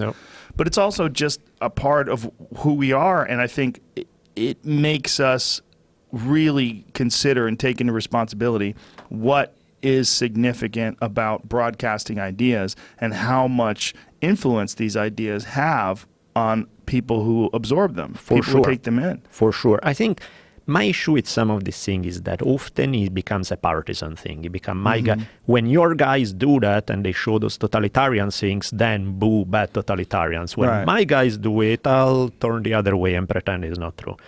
To me, in fact, it's not a one particular ideology or another. It kind of goes back to what you were saying about human nature in general. Totalitarianism, this idea that you want to control what people think their choices, is horrible, regardless of who's doing it. And in that case, nobody has a monopoly on this, because you have seen hardcore religious fundamentalists push totalitarianism. You have seen, atheist ideology like communism pushing Marxism, totalitarianism completely, right? You see people on the political left, people on the political right. Everybody it's a virus, it's a virus of the mind that when it takes over, there's this desire to squash all other choices. And I find it equally horrible regardless of who's doing it. I'm a little suspicious when the narrative becomes, look at those guys doing it, and you're only picking one side. It's like there are some guys where I see, even they desperately try to be like, no, I'm fair, look, I pick on my... I was listening to somebody doing this thing, I think it was more right-wing oriented, and he was saying, oh, this time we are wrong. And I was like, oh, look at that, that's kind of a self-criticism. That's interesting, let me listen. We are wrong because we are just like the left, and you should hear what the left... And then for the next half hour, he goes on about the left. And I'm like, that's not self-criticism, motherfucker. That's just, you're still a partisan shill, That's like not being honest to me. And that, I think, what bugs me is when it's an ideological battle, when you want to score points, as opposed to saying, look, there are certain things that are fucked up, that are evil. Totalitarianism, regardless of which adjective is attached to it, is bad. Yeah. How about we agree on that? That's kind of where sometimes I feel a little sketchy in the way the narrative gets pushed, that it becomes a my tribe versus your tribe thing. Well, you would probably know better than most because you've been teaching in universities for so long. I mean, you would see that you're on the battlefield. I think a lot of what it is a lot of what you were talking about before, about people doing horrific things, is that they're cowards and they just give in to the whims of those around them and the mob mentality. And I think that happens with the right-wing ideology that you see expressed in horrific ways, like, whether it's fill in the blank. It could be Charlottesville. It could be any of these horrific things that have happened where right-wing people got together and protested versus what happens with the left. I think it's a lot of it is just people wanting to be a part of a group, people wanting to be a part of this this thing that gives them, they have this feeling of being in a tribe and solidarity, and they go along with whatever the ideology is that tribe's pushing. Absolutely. And that to me is such a danger, because that sense of belonging is something that all human beings crave to one degree or another. And so it's the same thing that make people join cults, it's the same thing that make people join some hardcore political position, it's the same thing that make people join biker gangs. It's the same mentality, right? Is we need to, as our tribe, our group, with the same clothes, with the same ideas, we stand for... Because it feels good to have other people who embrace you as one of them, who treat you well as a result. But of course, the price to pay is your individuality. Right. Because you have to kind of sacrifice the complexity of who you are in order to fit in neatly into this box. Yeah, and you kind of have to look. You have to shut out objectivity, because if you look at things objectively, you're going to say, "Well, we're fucked up too," and this doesn't make any sense. And these aren't my enemy? They're just people that are on a bad path. Like they've gone down a road. I could have gone down that road too if I lived over in that community. I've found myself in this one spot that leans left, and so I'm leaning left too. Right. Yeah. Well, how does that stop, though? This is my question about all that kind of stuff. Like, what could ever happen? What could you foresee happening in history where people could look past that and sort of figure it out and go, you know what? There has got to be a better way to behave and think, and this is probably one of our main concerns. Because if you really look at if you ask people, what's our main concern? Well, war. Okay, sure. The economy, that's big. And then, and there's a host of other things that bother people, crime and education, all these different things. Well, what is causing all of this conflict? What is causing it? Well, a giant percentage of what we're talking about is some sort of a weird tribal behavior, where you get a group, you become a part of that group, and then that's what you identify with, so that's what you reinforce, and then you get some sort of brownie points for reinforcing the ideologies of that group. And you know, if you're the most rabid person, you're the Steve Bannon of that group, everybody rises up and gets behind you. This motherfucker's at the front of the line. Exactly. Supporting our values. Yep. And then, you find these communities online where people they're constantly signaling to all these other people in that group that they're supporting this ideology, and they get all these likes. And I feel like likes on Twitter and on Instagram and stuff like that, I feel like that's shaping people's opinions and behavior way more than anyone is taking into consideration. Totally. I mean, even the fact that, the algorithms make sure that you only see the stuff that you already click like on, so you start seeing the same threads over and over, the same topics. It really is creating echo chambers, and that's really not good. It's fucking horrible. Yeah. It's weird. And it's weird what people like and what people don't like. And a lot of what people like is just really stupid. I mean, how many girls are getting fake asses just for likes on Instagram? I know. It's probably a lot, right? Definitely. It's a very, very interesting time for human beings. I feel like for you as a person who is deeply knowledgeable about history, and you study history, and you have this history podcast, and when you look at today, do you ever try to look at today in a perspective of someone in the future trying to teach about today? Yeah, and the thing is that as much as there are obviously cycles in history and there are patterns that are recognizable and all of that, today is also so damn unique, because if you look at forget everything else, if you look at the way just technology has shaped us, the last 150 years are unlike the previous 200,000 years. The stuff that has happened in the last 150 years, from electricity, the refrigerator, internet, radio, TV, DVD, it's like the pace of technological development is something that nobody has ever even come close in human history before. So we are in a place where we're really in uncharted territory, where the human mind has evolved so much from when we were happy monkeys running around, but we have these tools to do stuff that we are really not prepared to deal with to a large degree. And so it's kind of a big open question. Where do we go from here? Because there's no previous model that you can say, well, that one time 3,000 years ago when they invented the internet, they handled it this way. It's like, there's nothing like it. The tools we have at our disposals are unlike anything that has ever happened before. So that's one of the cases where, usually history, you can see, you learn this lesson. You can definitely learn about human nature and how the human mind works, but then from there you have to predict how the human mind will be applied to a context that's unlike any other context that ever faced us before. And then the big concern is that the human mind will create an artificial mind that won't take into consideration any of the previous cultural ideals that we've supported, and it'll just go run rampant. Yep. DARPA has created a robot that I've been raving about because it drives me crazy. It's called the Eater robot, EATR. It operates on biological material, meaning it is fueled by eating bodies. Okay, what could possibly go wrong with that? The idea is that on the battlefield, I'm sure, they're not talking about this. They've conveniently left this, one of the things well, maybe you could eat plants, maybe you could eat a rabbit or something like that. Right. Or maybe you could eat fucking people. Yeah. My number one concern with all this stuff is that I think it's happening so fast and so many things are taking place in so many different realms when it comes to innovation that this stuff will just catch up to us before we even recognize it's happened, and it'll be too late. For sure. I mean, even just forget everything else, even just the whole atomic bombs issue. Yeah. How for the last, ever since we started from the 1940s to today, there have been some seriously close calls. Yeah. There was, remember there was one in the 1980s, I think, right before the end of the Cold War, where there was, in Russia, the guy goes to his boring job where they are supposed to look for missiles from the United States, and nothing ever happened day after day after day.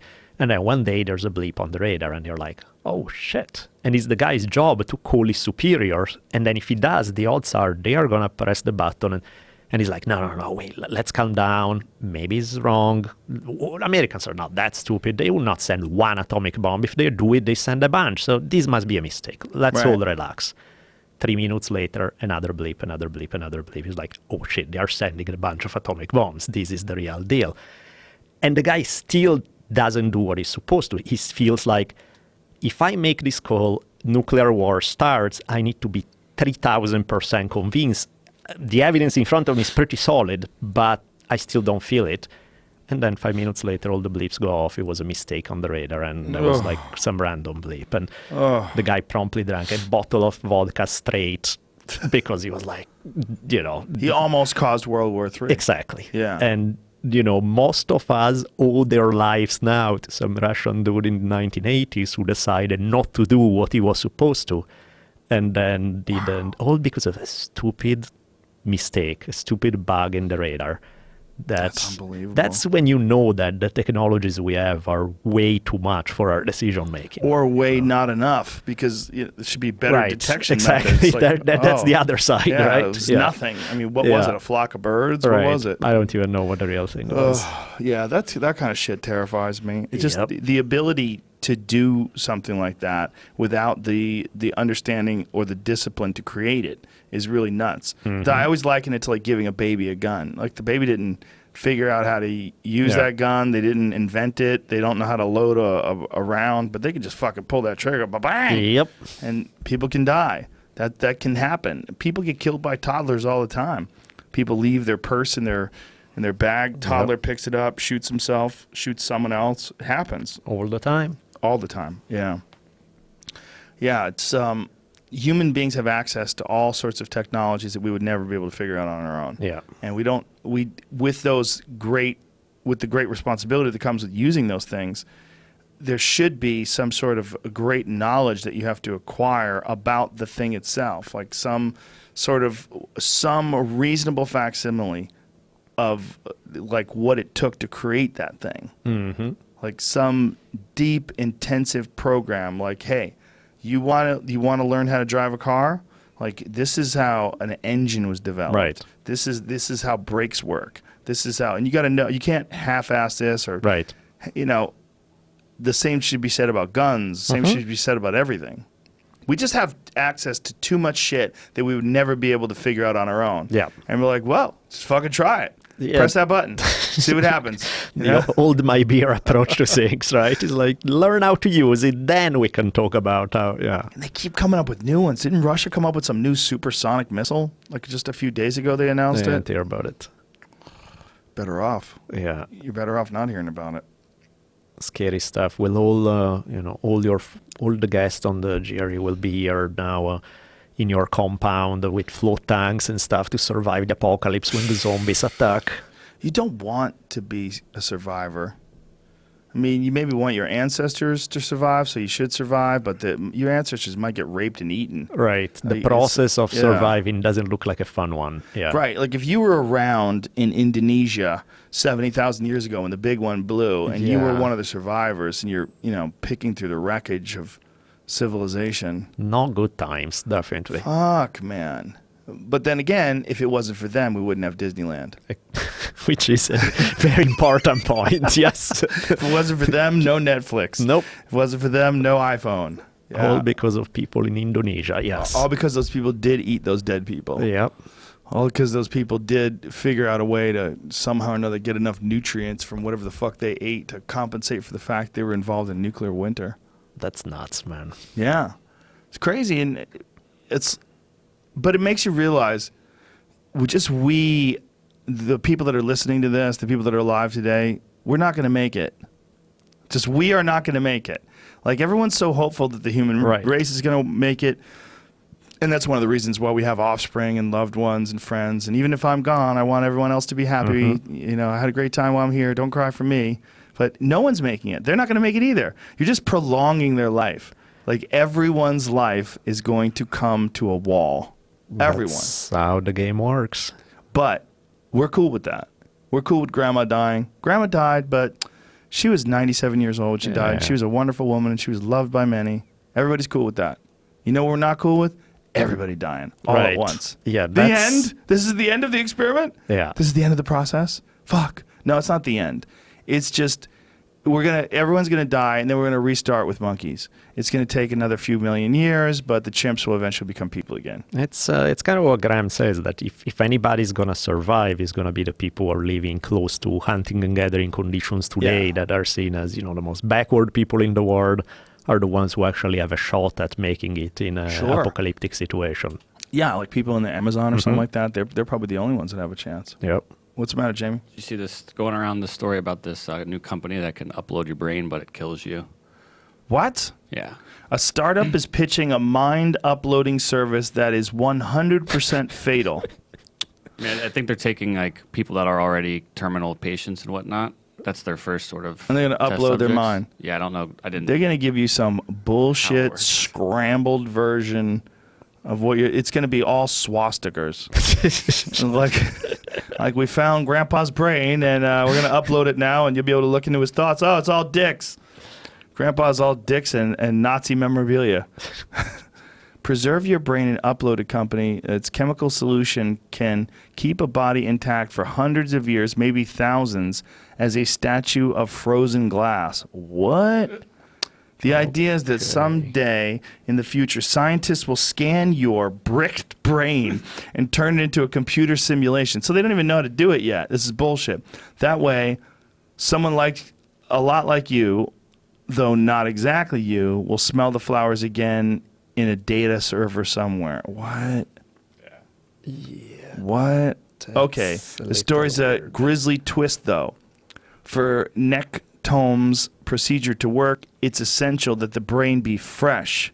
The company says its plan is to connect people with terminal illnesses to a heart-lung machine in order to pump its mix of scientific and embalming chemicals into the big carotid arteries in their necks while they're still alive, though under general anesthesia. Thank God you put them under before you kill them, because we won't want them to experience any pain before they go into the great frozen glass statue beyond.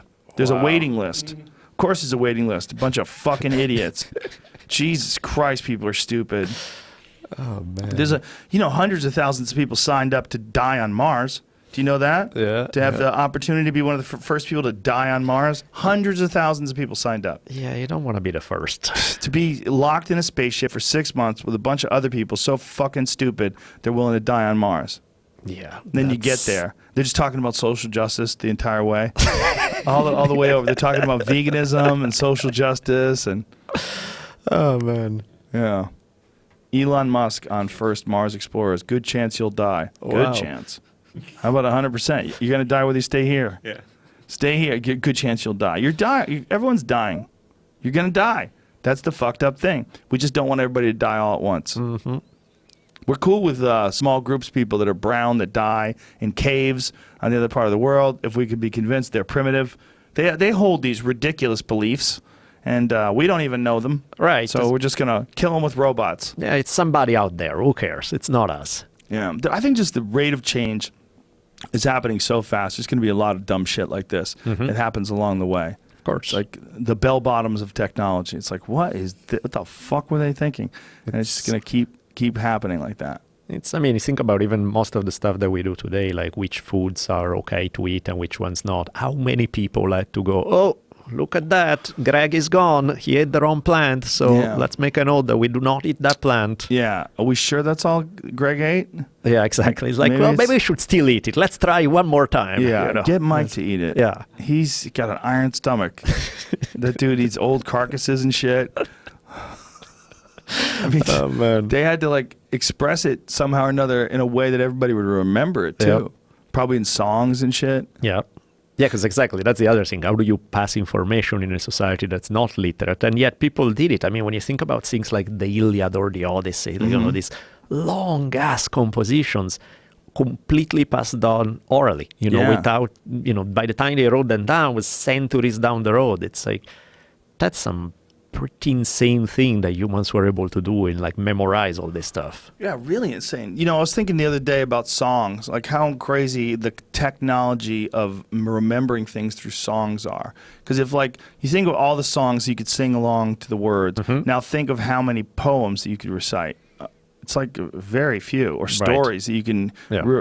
Well, poems maybe because they rhyme, but reciting a story verbatim, almost none. No. Very few, but. We were at the Comedy Store the other day. We were talking about grammar and sentence structure and stuff like that. And I brought up those ABC after school things like conjunction, junction, what's your function? Hooking up words and phrases and clauses. Like, you know what it is. Like, you know, I'm just a bill sitting here on Capitol Hill. And like they explain Of course. these things in a way that you could remember fucking decades later. Yep. You would never remember. You would never remember if it wasn't for those things. There was a guy named Arius who was like one of these, like back when they had the Council of Nicaea and they kind of decided what is real Christianity going to be and what we decide to be the fake stuff. Arius was on the losing side, but part of the thing that made him insanely popular is that he put on all his theology in songs, exactly like what you're saying. So there would be this super complicated thing about, you know, Jesus being kind of like God the Father, but not really, and da-da-da. Like really brainy stuff put on like a silly song that the guy would sing while he's baking bread and stuff. And so he was ridiculously popular because he figured that's how people pick up stuff. It is how people pick up stuff. You know, I mean, to this day, right? Like pronouns. I think of that song, pronouns take the place of a noun, because saying all those nouns over and over can really wear you down. Somebody didn't miss too many days at school. Good job. That stuff, for whatever reason, sticks. Of course. I wonder why. Like making things rhyme and putting them in song has a particularly profound effect on your memory. Yeah, it is funny because even when you look at babies, you know, they respond to music so much. They have that immediate, like some sounds that click with the developing mind of a baby. You don't need to have culture. You don't need to have knowledge. You don't need to have, as baby, you can still pick up things and remember them. And, you know, or sometimes, you know, somebody put some music and one note goes and the babies immediately recognize it. It's like, I know what this is. It's like, that's the one I enjoy. And there's, I saw a video the other day, by the way, it was fucking hilarious. In Italy, this little kid, he's probably 2 or 3 years old, and the dad keeps trying to play like children's song, and the baby's pissed off, and he's like, no, and he's like, what do you want? And he says something, and the dad is like, okay, fine, we'll do this again. And Whole Lotta Love by Led Zeppelin start, and the baby just lights up. He's so happy. He's like, yes, that's hilarious. That's what we are talking about. It would be amazing if that kid grows up to be like a big rock star. Right. You imagine? Get him into a whole lot of love when he's a baby. Exactly. That to me is like, I kind of did that a lot with my daughter because I'm like, I hate to do this to you, but you're my daughter and I want to listen to good shit. I don't want to listen to stupid baby stuff all the time. So it's like, even to this day, like she goes to bed with Hendrix. Like there's Hendrix as a lullaby. Of course, the mellow Hendrix, because the hardcore stuff is for the day. But like at night when she want to go to sleep, I'll put on like the more mellow things, like when Andrew's playing acoustic guitar or like Little Wing or something like that. And I'm like, that I can tolerate. Don't give me any baby shit stuff because I mean, right now she's not a baby, but even when she was little, I'm like, sorry, I can't do that. They like it though. The thing about baby stuff is like babies like baby stuff, or even little kids like little kid stuff. Like my kids like a lot of really fucking dumb shows, but they love them. Right. It's like, what can you do? Can you say, no, you can't love that because it's too fucking stupid? But it's not stupid to them. I can tolerate it if we balance it with something else. I'm like, okay, watch it. That's fine. I get it. It's part of your developmental stage. Good for you. Right. But give me something here, okay? Let's find a middle ground here where we can listen to the same music or watch something. Like, and that's where I recognize I may have done irreparable damage to my offspring because I realized, like, the other day we watched a movie and my daughter's comment to basically say this is the coolest thing ever was like, it's as good as Conan the Barbarian. And I was like, yes, I'm glad you're my daughter. Yes. Was she talking about the books or was she talking about the movie though? All of it. She loves the one Conan that was good. Arnold, the original, the 1982. And of course, I read her all the Robert E. Howard stories. And I changed the language slightly because sometimes the language is a little like, you need to really have a crazy vocabulary for an 8-year-old. You're not going to pick it up. So I kind of tweak it a little, but then, all the good stuff is there. And I feel like the best Conan could have been Jason Momoa. They just gave him a shit movie. Yeah, the script was... Like, Momoa is so good. He's very... And he looks like a fucking barbarian. Like, you believe it. Perfect. Big, giant guy. And he's also not built like a bodybuilder. He's just built like a guy who's in really good shape, which you would think Conan would be. There he is. Right. I think he was the best Conan. No, he seemed to me to be the most realistic. Maybe could have used a little bit more gym time, but nothing crazy. But the problem, the scripts. That's something that sometimes frustrates me when you see like all the elements are there and the screenwriting sucks. You're just like, come on, man. Sucks. Screenwriting, just straight dog shit. But he was fucking great as Conan. Like you believed it. Yep. No, he just looked evil enough, and it looked like a guy who really was a sword fighter, who really did live in that era. Whereas Conan, played by Arnold Schwarzenegger, you're like, wait a minute, this guy's got no armpit hair. Yeah. He's fucking, it's just completely shaved down, built like a brick shit house. Like he was freakishly big. Yeah. That's actually a picture. He looks fairly reasonable there. Right. Good old But he's, Arnold. now that I think about it, he was actually quite a bit leaner in those days than he was in his bodybuilder day. Yeah. Yeah, that one was just awesome. But he was still, there's definitely the dude who had been doing some bench pressing. It wasn't someone just swinging club bells around. And you mean he didn't get those muscles just by pushing the wheel of pain? That was part of it too. Right. There's definitely that, a little bit of that too. Oh man, on that note, I've been, the last couple of years, I've been playing a lot in that world with screenwriting and stuff. I'm so excited with that. I'm just getting, because, the thing that I enjoy, like in History on Fire and stuff like that, is storytelling. And I realize I end up doing that in whatever field I'm, whether when I'm teaching, most of it is storytelling. When I'm History on Fire is storytelling. And so I started playing a little with screenwriting because I had good hookups. Man, I'm having so much fun. It's like it What are you looks writing? like, well, there's the stuff that looks, there are a few, like they are all mostly historical fiction kind of stories. And one of them right now looks really damn promising, but they have threatened me to chop off my balls and nail them to a tree if I talk about it. So I can't really bring it up because that one actually has a shot at making it. Oh, okay. There are other things where much more kind of early development, like for example, I saw you got outside the Frank Frazetta painting, Yeah. right?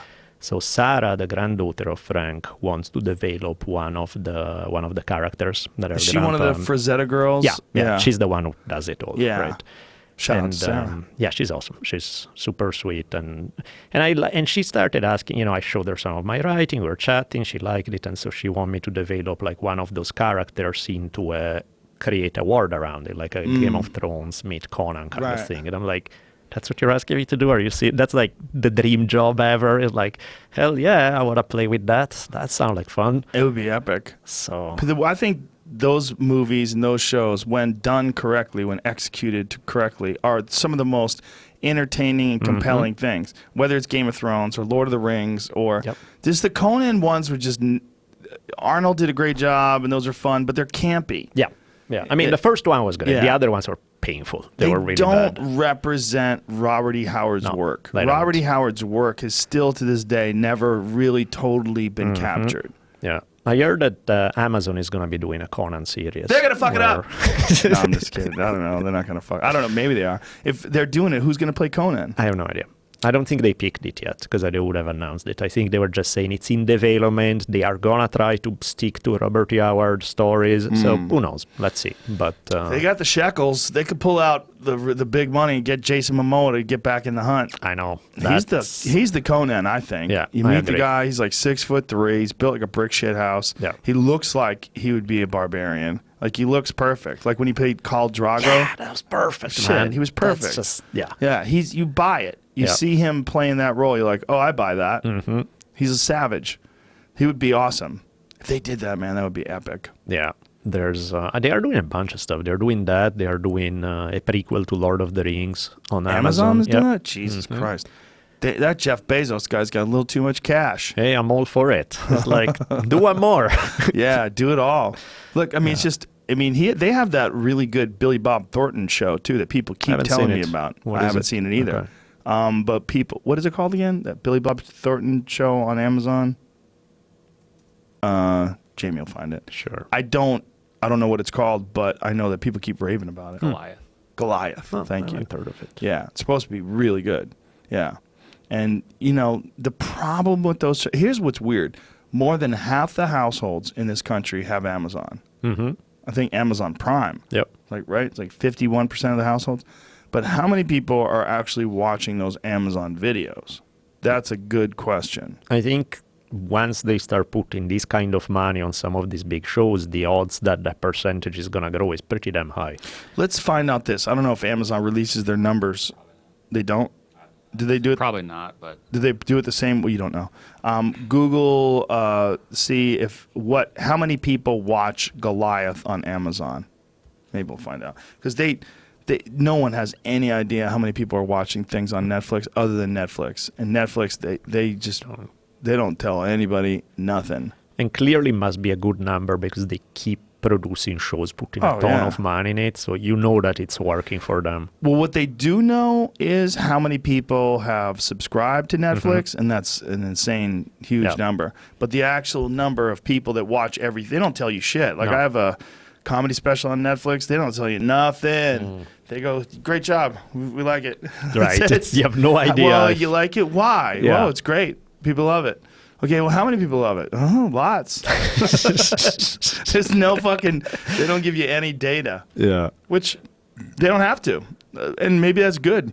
Maybe people concentrate too much on the numbers. Right. You know, I mean, like someone was saying that the Oscars this year are down by, 5 million people. They still got watched by 25 million people. Exactly. Like, what are we doing here? Like, who cares? Why is that even a thing? Yeah, exactly. Why are we even concentrating on that? I can't find the viewers, but this is the kind of information they give out.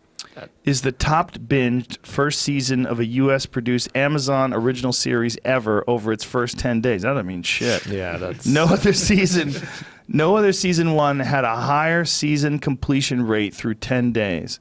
Well, that's interesting. That must mean it's a really good show. So people binged it the first season. Can you get Amazon Prime on Apple TV? Is that a part of Apple TV? Because or do you have to get one of those Fire Sticks? I can watch it through my TV has a smart TV app on it that I can get it through there, and it says it arrives on Apple TV in over 100 countries as of December. So yeah. Oh, so last December? December of 2017. Yes. Okay, so we have it now. But still, Netflix is just so much more popular. Mm-hmm. It's like Q-tips. Once it like becomes the name, right? Like, give me a box of Q-tips. Do you want cotton swabs? No, motherfucker, I said Q-tips. It's like, do you want to watch streaming video? I want to watch Netflix. Right. But we have Amazon streaming video. Bitch, Netflix. Did I stutter? Yeah, but Netflix only took over that recently, right? Give me a fucking iPhone. It used to be just I don't want your bullshit. Yeah. Fake smartphone nonsense. iPhone. Yeah, it's pretty recent. Yeah, it was just mail before. Like, they took over Blockbuster first, and then they're like, and now it's all streaming. Yeah. You can still get DVDs, I think, but I don't know how many people use I that. do because I'm a nerd. You get DVDs still? Really? Because they don't have the same offerings. There's stuff that they do have on DVD that they don't have on streaming, and Like vice what? versa. So, like, for example, what was I watching? There was, I think, the last season of Vikings, for example. I think that's You what I watch was trying to Vikings? watch. Yeah, I Dude, watch I've Vikings. been watching it now. I'm on season 2. It's good. That's the good it kind of... Oh, don't tell me that. Don't tell me it goes downhill. I'll fucking go crazy. First 2 seasons are awesome. Son of a You can get bitch. Game of Thrones that way through Netflix, for instance. Yeah. So you can rent the DVDs of Game of Thrones Exactly. and watch it, but you couldn't can watch it through their streaming app. But You can you're only paying- get Game of Thrones DVDs? Yep. Yeah, but you're paying an extra, like, what, $10 a month to rent those. That's how they used. That's what Netflix was when it started. Yep. 1, 2, 3 DVDs a month or whatever. But at that's a time. weird. So Netflix DVDs has Game of Thrones. Netflix streaming does not. Exactly. Right. Yeah, they bought everything for almost any DVD you can get. Yeah. That's weird. Yeah, they have a lot more on DVDs than they have just streaming. There's a bunch of stuff that I want to watch, like, case in point, Game of Thrones, Vikings, some of that stuff is... I used to freak out at not having a physical DVD player in my laptop. Like, this is ridiculous. So I bought one of those ones that plugs in. Yeah, of course. I never used it once. It Really? just sat there. Because by now you're just watching all on streaming all the time. Or I and- download them from iTunes, and then they Right. sit on my laptop. I don't... Yeah. This is all so new, but yet we're so convinced that this is the future. Right. This is it. Netflix, period. Yep. Everybody else, fuck off. It's locked in. And I think they're doing comedy specials on Amazon as well. Yep. I'm pretty sure Amazon Prime did Bob Saget's new special and a few other people. And that's one of the cool things, because Amazon is trying to compete with Netflix, so they are trying to come up. So they're going to put an insane amount of money in shows. And it's great for content, because there's today there's probably more possibilities for people doing stuff than ever before. You know, before you had only so many studios producing only so many movies. Now Brian there's so Callen. much more. Brian There you Callen's go. on there. Joey Diaz is on there. Brian's on Netflix. Jim Brewer's on Netflix. Who else? Papa. Tom Papa. Tom Segura's old one. Yeah, Eddie Pepitone. Greg Fitzsimmons. Oh, wow, Greg Fitzsimmons. So there's quite a few specials that are available on Amazon. Jim Norton. Very interesting. That might be where what was that one that just closed? That Yeah, CISO. yeah, maybe they have a lot of them on there now. Yeah, I bet that's exactly what it is. Yeah, interesting. It says continue watching or watch from the beginning. That means I started that watching it. Jamie Vernon was watching it. Interesting. Yeah, I hope it works. I mean, I would love to see a bunch of different viable outlets for people to release films and TV shows and stuff like that. And God knows Netflix has enough money. I know. And so does Amazon. They have a ton of fucking money. So does Apple. Yeah. Yeah, Apple's not doing that, though. Are they going to try to do that? Create original stuff? They have stuff. They have that one Jennifer Aniston and Reese Witherspoon show that's coming out soon. Look They at did me. that. Look at me. They did that. They had a game show, or not game show, but Planet of the Apps with like Gwyneth Paltrow, Will.i.am, Gary Vee was on that. Again, they're trying to get me to throw up. Yeah. Not Gary Vee, but I mean, they haven't all necessarily been successful, but they're trying. I'm just kidding about throwing up. If you're a gal and you're into those ladies, just don't listen to me. I'm just make it fun. Yeah, I think it's good. I mean, I would like to see more. I just think in terms of like your ability to sit down and do absolutely fucking nothing and zone out for days, there's never been a better time. Totally. There's so much stuff available. Apple is reportedly investing $1 billion in original video content. Wow. Jesus Christ. Okay, so Apple is added to the mix. And that's Gary Vee with a big old smile on his face. How does that guy sleep? I don't think he does. Where's he have the time? Planes. I'm pretty busy. And Yeah, I but that's look what at that guy and I that's go, exactly what what the fuck? people ask about you is like, how does he manage to do like 72 careers in one and go hunting and work out and do this and that? It's like, I don't know. I think human cloning. There are like really 3 Joe Rogans going around, and there are like you have downloaded your consciousness in 3 different bodies who are doing some of this stuff. One of them would fuck up hardcore. If I did that, like it's hard enough to manage my insanity with one life. Right. If I had 3 lives going on, one of them I'd definitely go off the rails with. I think it's what I'm doing is it's more of it's an illusion that I'm as busy as people think I am. It's not as busy. It is busy, but it's less busy with work than people think. Because the podcast is, sitting here with a friend like you and talking for a few hours. This is pretty easy. That's not really that hard. And then the working out, well, that's just mandatory. You just have to do course. that. And then there's the stand-up comedy. Well, that's kind of a passion project, and it's interesting. And I do it all like I know I have it timed down. Like I'll hang out with my family till my kids go to bed, which is usually like, 8-ish. Yeah. And that's when I leave. Right. Then I go to the comedy store. Like I know I've had it pretty much locked in. I get my podcast done before the kids get home from school. So I'm hanging out with them. Right. I know how to do it. I'm working out while they're at school for the most part. That's So pretty impressive, though, because that means you have realistically, you do have so much stuff on your plate, and the way you make it flow, that's something in terms of time management. I think there will be people willing to take courses from you on how to put it all together, because that's a skill right there. you have to be really steadfast in what you want to do and what you don't want to do. And when you don't want to do something, just don't do it. Right. But I wasn't able to do this until I really started working for myself. Like working for myself and the ability to, like, if you have a bunch of different jobs, but you're beholden to other people's schedules, it's almost unmanageable. Yeah, it sucks. Then you can't do it. But that's one of the things I'm trying to do. I'm trying to, as much as I enjoy being in the classroom, I'm trying to be in the classroom less and less, and just do more online and do more podcast and more. Because I'm tired of being on somebody else's schedule, I imagine. don't feel like driving. It's like, I don't mind if you put me in the classroom, that's great. But if I have to drive an hour and a half to get there and then be stuck in traffic, it's like, fuck this. This is just no fun. Do you feel like there's opportunities, like real viable opportunities for people now to get an education online? Like I think a it's legitimate full education? It's definitely emerging. I mean, I Emerging. think it's part of the problem is that the universities kind of have a monopoly on the diplomas, which is something that Right. people sometimes need for their job. It's not that they choose, I want to be educated. There are ways to do it. is also they need that piece of paper. And of course, so far only the official universities have that.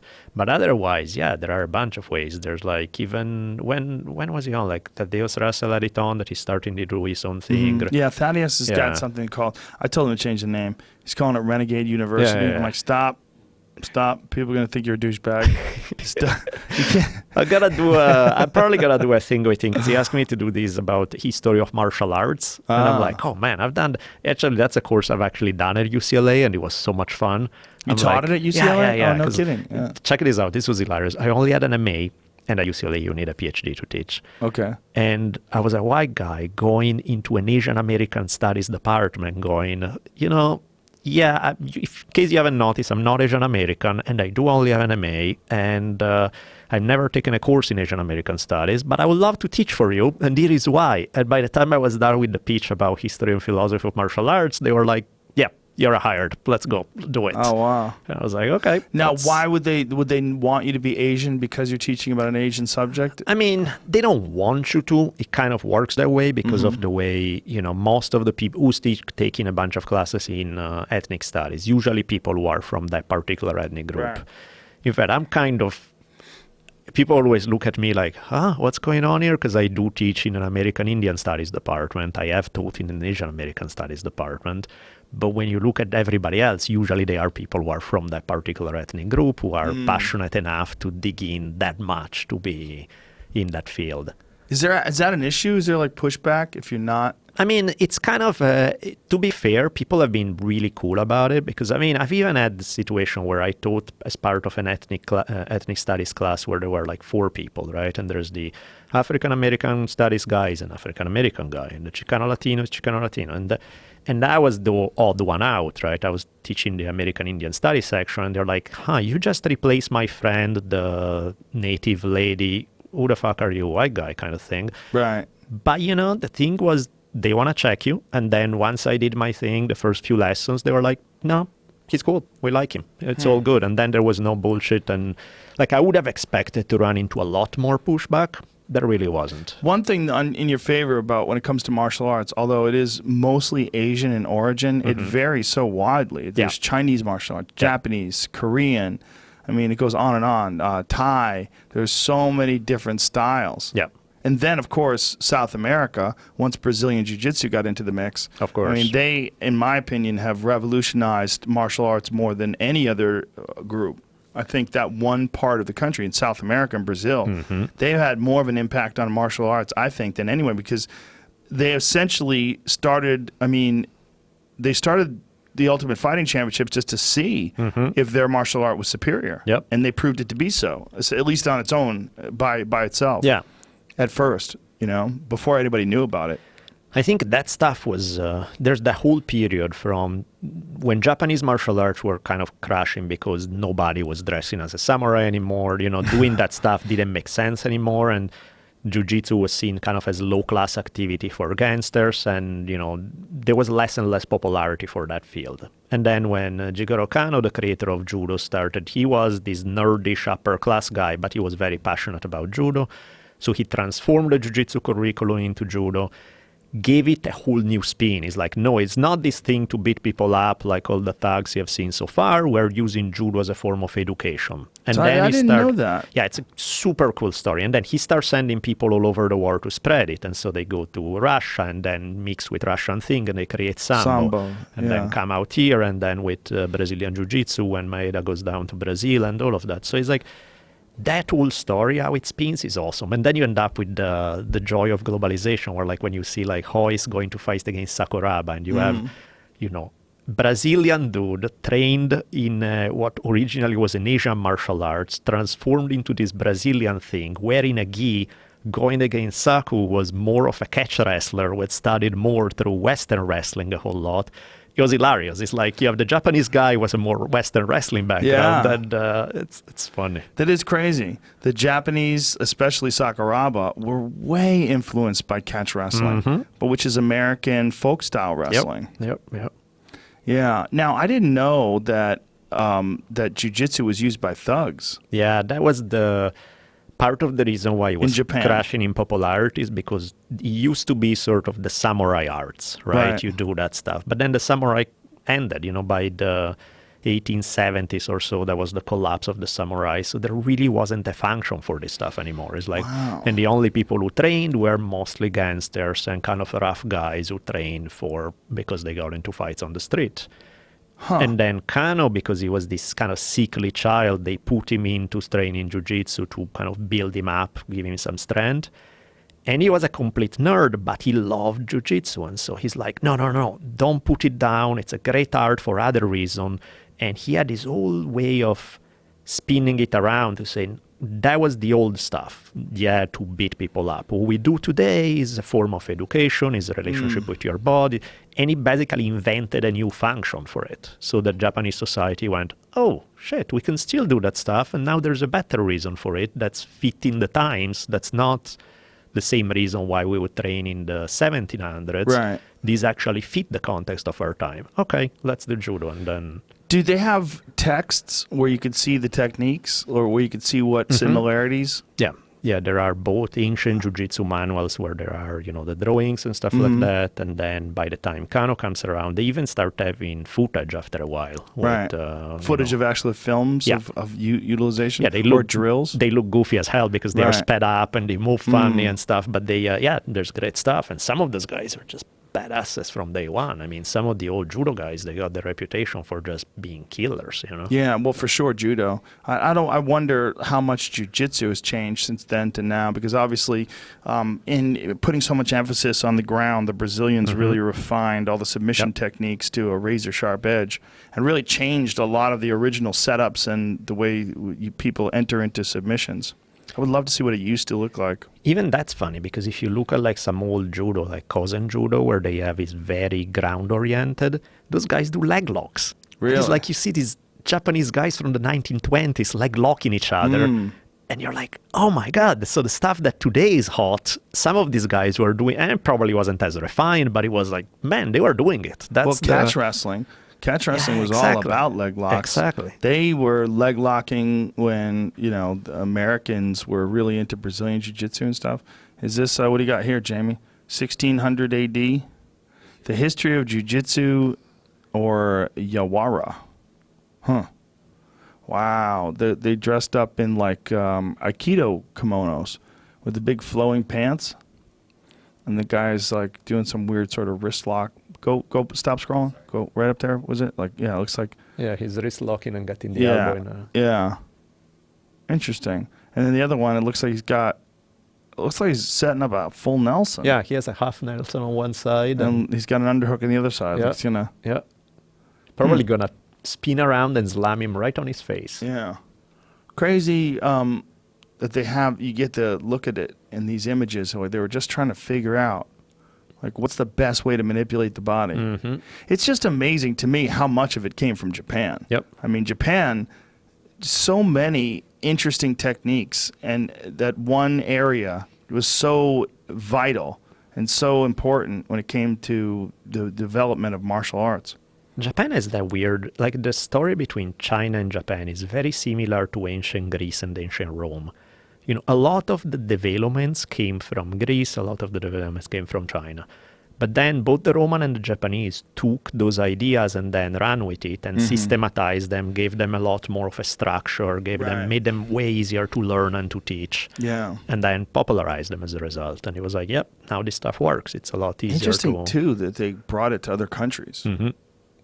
Yeah, that was part of Kano's vision, because Kano was not a nationalist. He did not have this Japan, fuck you everybody else. He had this idea of like this universal brotherhood of mankind. So we need to bring our stuff so that everybody can benefit from it. And so he sent people all over the world. That's amazing. There was I did a podcast, I did a 3-part series in History on Fire about Theodore Roosevelt, because he was just such a crazy motherfucker, right? He's like the one American president that's the wildest dude out there.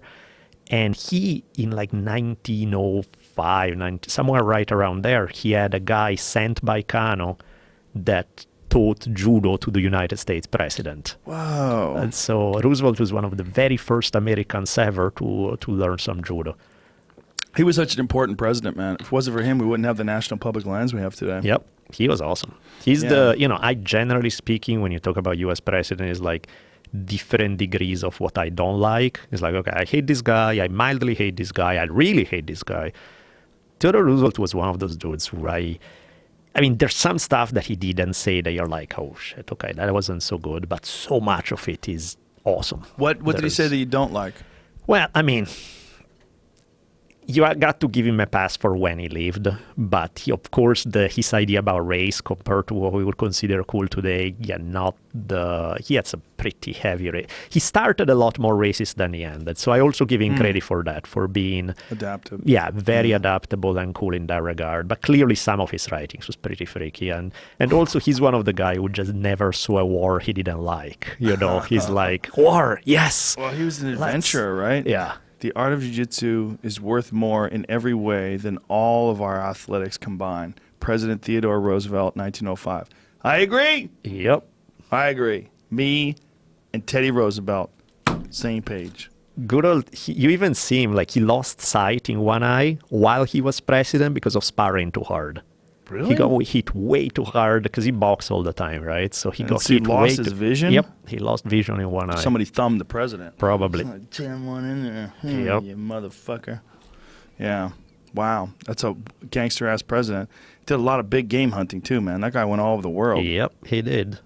A wild guy, really, when you think about it. My favorite Roosevelt story, speaking of badass, is in 1912, he's running for president again as a third-party candidate, which was cool in itself, right? Because he was challenging both the Republican and Democrats.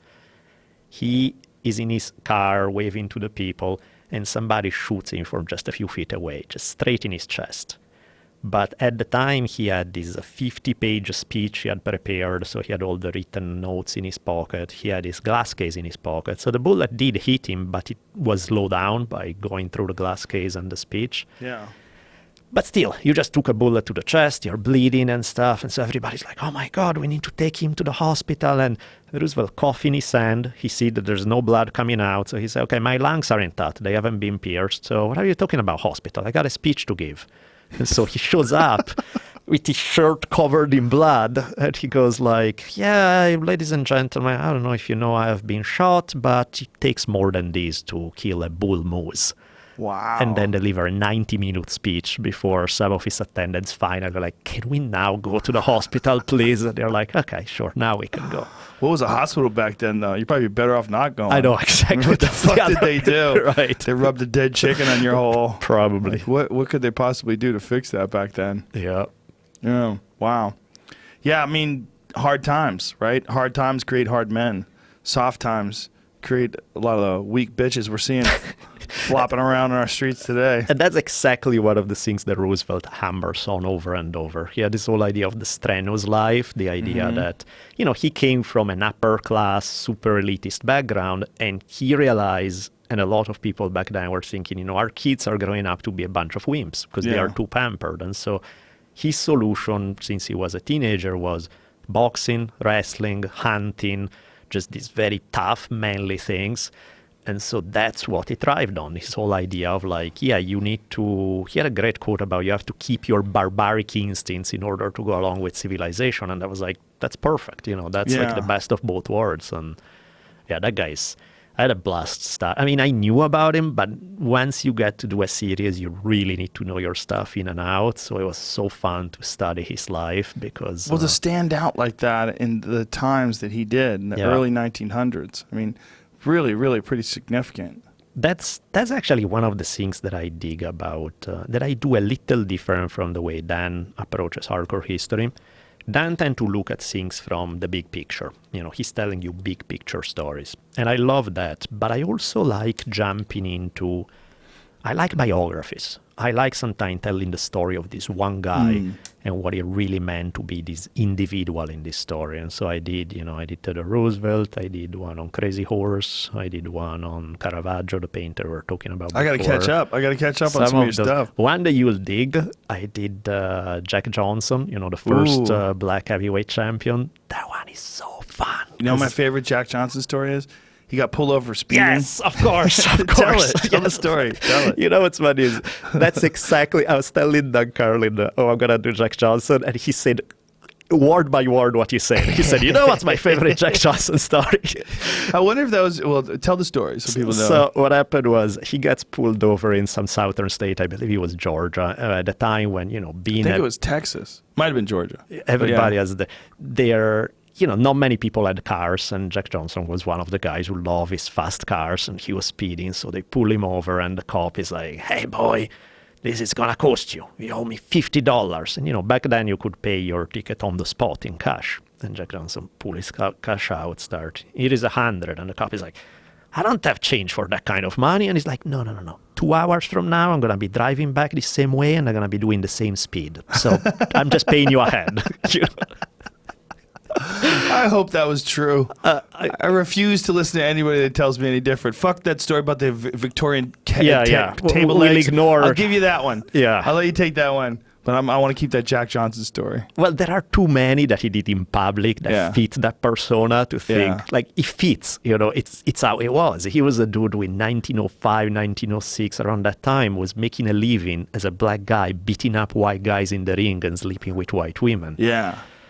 Whew. And he figured it out. He did it. And he didn't get lynched, amazingly enough. Amazing. Yeah. I mean, how did they keep that from happening? How did they keep that guy alive? I mean, with the racism that existed back then, you're talking about just a few decades after slavery. Yep. His parents were born in slavery. He was the first generation of somebody who was not born in slavery in his family. And, they say that at times he did sleep with a gun under his pillow. They did say that. At times? Yeah. Well, it'd be amazing if he didn't do it every fucking time. How the fuck could you? How could you even sleep back? Imagine being a black guy at the turn of the century back then who was just in the kind of racism I don't even think we can comprehend today. It's something else. You think about the civil rights movement and all the hosing of the protesters and stuff like that.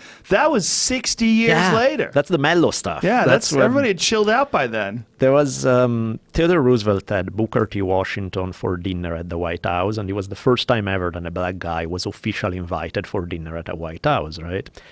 After he had the dinner, there was such a backlash. Like some senators from the South started flipping out, and I forget the exact quote, but one of the guys at one point said, after the president did this thing, we are going to now have to lynch 1,000 niggers in our state to put them back in their place. And you're like, I'm sorry, try that again? That's the U.S. senator from... said that. And he was parity accepted. That was just how... the L.A. Times about Jack Johnson said... why didn't Jim Jeffries kill him? That brutal beast, the stuff that you read, the quotes are like, come on, somebody must have made it up because they couldn't be that racist, That was in the L.A. Times? Yeah. Oh, God. What year was that? Johnson won the title, I believe, in 1908, I want to say. And but even in the previous years, he was making a reputation for being this badass fighter. Just amazing that 110 years ago we were that fucked up. That's so recent. Well, when he had the fight with Jim Jeffries, who was the old undefeated white champion, because when he won the title and then they started throwing a bunch of white guys at him that he crushed as the Great White Hope. Right. Then eventually the writer Jack London started this campaign to bring Jim Jeffries, the undefeated white champion, back from retirement to redeem the white race. And Jim Jeffries was a beast, right? He was a hulk of a man, strong, and knocked out all of his opponents, but he had been retired for a while. And so he comes back. They have this fight in Reno, Nevada on July 4th, 1910. By the time the fight is over and Jack Johnson crushes him and wins the title, defends his title easy, there are riots in 25 states in 50 different cities. And by the time the riots are done, like dozens of people are dead. Jesus because Christ. Jack Johnson had beaten Jim Jeffries. And were they listening to it over the radio at the time? There wasn't even really, they had telegraph news sent to the newspaper, and there would be a guy in this public square screaming, "Johnson just landed a left hook." That's how they did it. Wow, that's crazy. In San Francisco, they had two boxers reenact the news sent by telegraphs of what was going on. Everybody just walked around back then. Look at these people just wandering through the streets. Even when there was a fight going on, there's no announcers, so there's no commentary, right? Yeah. You just sit down and watch. Yeah, because this there's no the TV. actual There's fight. no. This is Jeffrey's training. This Yeah. is clearly Jeffrey's in training camp. Then Yeah, here it is. there the it fight. goes. And back then, you could clinch a lot in boxing, which was kind of Jack Johnson's Yeah. whole style. He would get like double bicep control usually. He would keep you there so you can't hit him, and then once in a while he would break free, throw an uppercut, and go back to clinching. Dude, he was fucking jacked for the time. Yeah. When you think about this time, like people back then, you know, there was no fucking supplements. Yeah. They barely knew how to work out. Exactly. You know, even when he's punching, like his technique is very different. Yeah. And also they had to be really concerned about breaking their hands because they were fighting with these little tiny ass gloves. And They're some, basically like MMA gloves with thumbs. and some of these fights, like they were scheduled for insane things. Like I believe this one was scheduled for 45 rounds. How many rounds did it go? I think 15. Fought at 2 p.m. in July in Nevada under 110-degree weather. It's like, Wow. who does that, you know? 110-degree weather in fucking Reno? Yep. Ugh. Crazy. Same hat on. Everyone in the crowd's wearing the same hat. That's a good point, Jamie. Look, they all wore those goofy ass fucking hats. Yep. Like, why did everybody like, I want to look slick, see? Want to wear a nice hat. While I watch the white race succeed. Like, how many black people are in the audience? Not many. You can Yeah. count on that. Yeah, Yeah. they say that the band, before Jack Johnson came onto the ring, shortly before they announced him and he came on, the band was playing this popular song of the time called All Coons Look Alike to Me. Wow. That's right before he comes on. So this is like one of those things where like people are hoping that the bad guy loses. So they're there, millions of people are paying attention because they want Jack Johnson to lose. Yep. It's not that they are hoping a good fight takes place No. and let's see who wins. They wanted to get this guy off the throne. This wasn't even about boxing. This was about race. you know? Yeah. Really kind of amazing that it went as long as it did. Yeah.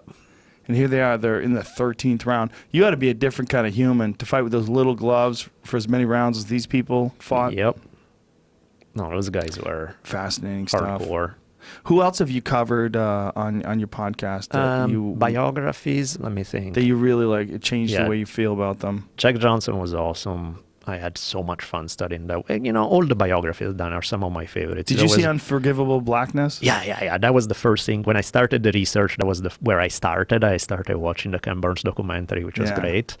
And that kind of gave me the basics of the story. And I'm like, okay, I see where all of it is going. Now go back, do the tedious stuff of read every damn book about him and plug in all the information and stuff. But yeah, the documentary is great. Yeah. I love that one.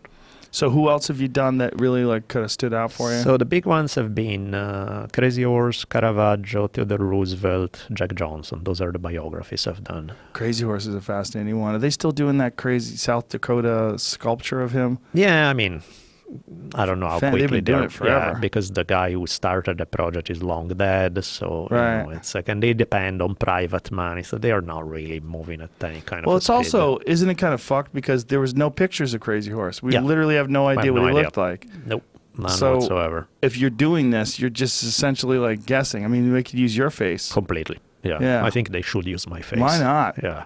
Why not?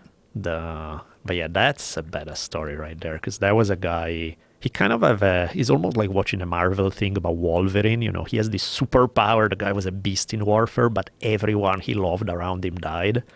And so you have this kind of tragic figure of the guy who is a beast, but for all his powers, he can protect the ones he loves. Well, he fought naked and cut little pieces of his body off. Like he cut chunks of flesh off all over his body. Like his entire body was like a mosaic of scars. There was, there was even before, like a couple of weeks before the Battle of the Little Bighorn, which is the famous battle with Custer and all of that. There was a Sitting Bull, one of the other main Lakota leaders, participated in Sundance. And one of the things they did was kind of cut like 50 flesh offering on each arm, where you kind of cut this like pin-sized needle of your flesh, but still. And the whole point is to go into this trance, partially from the pain, partially from dehydration, partially prayer and all of it. And the story is that Sitting Bull then had this vision that they were going to be attacked. The troops were going to reach their camp, but they were going to get crushed. And so the vision was, they even had a battle shortly thereafter, and Sitting Bull was like, yeah, this wasn't it. This wasn't close to our camp. The vision is they are attacking our camp. And that's when supposedly the whole Little Bighorn thing, that's why they were feeling kind of like, we can handle it. We're good with this. Don't you wish you knew if that was true? The whole, the vision. Yeah, there's the thing about that kind of a culture where the stories that they say, like a lot of the time, in order to get a reputation for being the guy who can say, hey, I had a vision, and people actually believe you, you need to have proven something along the way. You need to have, because I mean, anybody can say, I had a vision, and it's like, yeah, that's great. Show us. Can you now heal that dude? Yes or no? If you can't, shut up. You're just hallucinating. Well, can you say, I have a vision, and then it comes true exactly as you said? Well, in that case, people are like, okay, now we're paying attention. Next time you have a vision, please tell us. But if you say, I had a vision that this happened and nothing happened, everybody's like, shut up. You're just, I just wish we knew that, like, him going into a state of mind where he was almost dying because he was, like, what was that, A Man Called Horse, that movie where they do that thing where they put the barbs through your nipples and hang you from the ceiling? That's a Sundance. I've been actually to, because that was illegal for a really long time, right? Then they brought it back in the open in the 1970s. And I've been to, I think, 7 Sundances where they do that. Yeah, you've watched people get suspended by their nipples. They usually don't get suspended, and it's not nipples. It's just the chest muscle. Well, they don't go under the muscle; it's just skin. But they go up on top, and so they usually don't get suspended, but they dance attached with this rope to the tree, and then when they want to break loose, they just rip right through, and you got like this quarter-sized scar out of it, and which, when you think about the whole idea of sacrifice, is something that they do in all religions pretty much to different degrees. Back in the day, animal sacrifice was huge. That was one of the things, and these guys have it as you shed blood because that's your energy, that's the one thing, and that will give strength to your prayers and all of that stuff. But yeah, first time I ever saw it, I was like, holy shit, this is intense. But don't you think there's probably also something to that where they're trying to put people through something to make them stronger? Mm-hmm.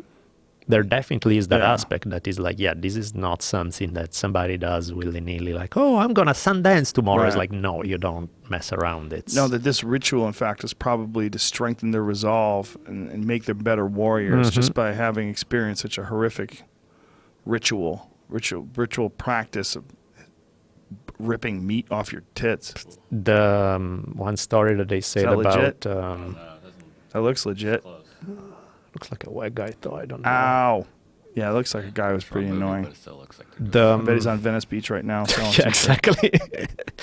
There's a story that they say about Crazy Horse that when he was a kid, to toughen him up, his dad had killed a turtle that they were going to eat. But the story goes that the turtle heart keeps beating after it's dead for a while, and carved out the turtle and pulled out this still beating heart and gave it to Crazy Horse to eat it raw. And yeah. Raw turtle heart? I don't recommend it. Still beating. Yeah. Meanwhile, what kind of fucking diseases do you get from turtle hearts? But I would say cook that well done. Right. That's the only way to have some good turtle heart. Yeah, I mean, what kind of parasites and shit are in turtles? Turtles eat everything, right? But that's also what's funny is like when you think about like wolves or you think about people who live super close to nature, they could eat stuff that if we try today, we're dead in 30 seconds. Right. And they were fine. Look at that. It's beating. Yep. Googled it and it came up right away. Wow. Turtle heart just going off. Did you hear about that guy who just got fired? I think it was in Iowa. He was a school teacher. He fed a snapping turtle a puppy in the middle of the class. What the hell? Yeah, no, I did not hear that. Yeah. He's currently suspended. That's what I read. You think? Yeah. Yeah, this guy, he had done some other dark shit in class before. Here it is. Teacher investigated for feeding puppies to snapping turtles in front of school. Go see the image of the guy in the beginning of the article again. Go back to the video and pause on his face. They had there he is. Look at that fuck. Why doesn't it show his face again? Let me see his face. That goofy prick.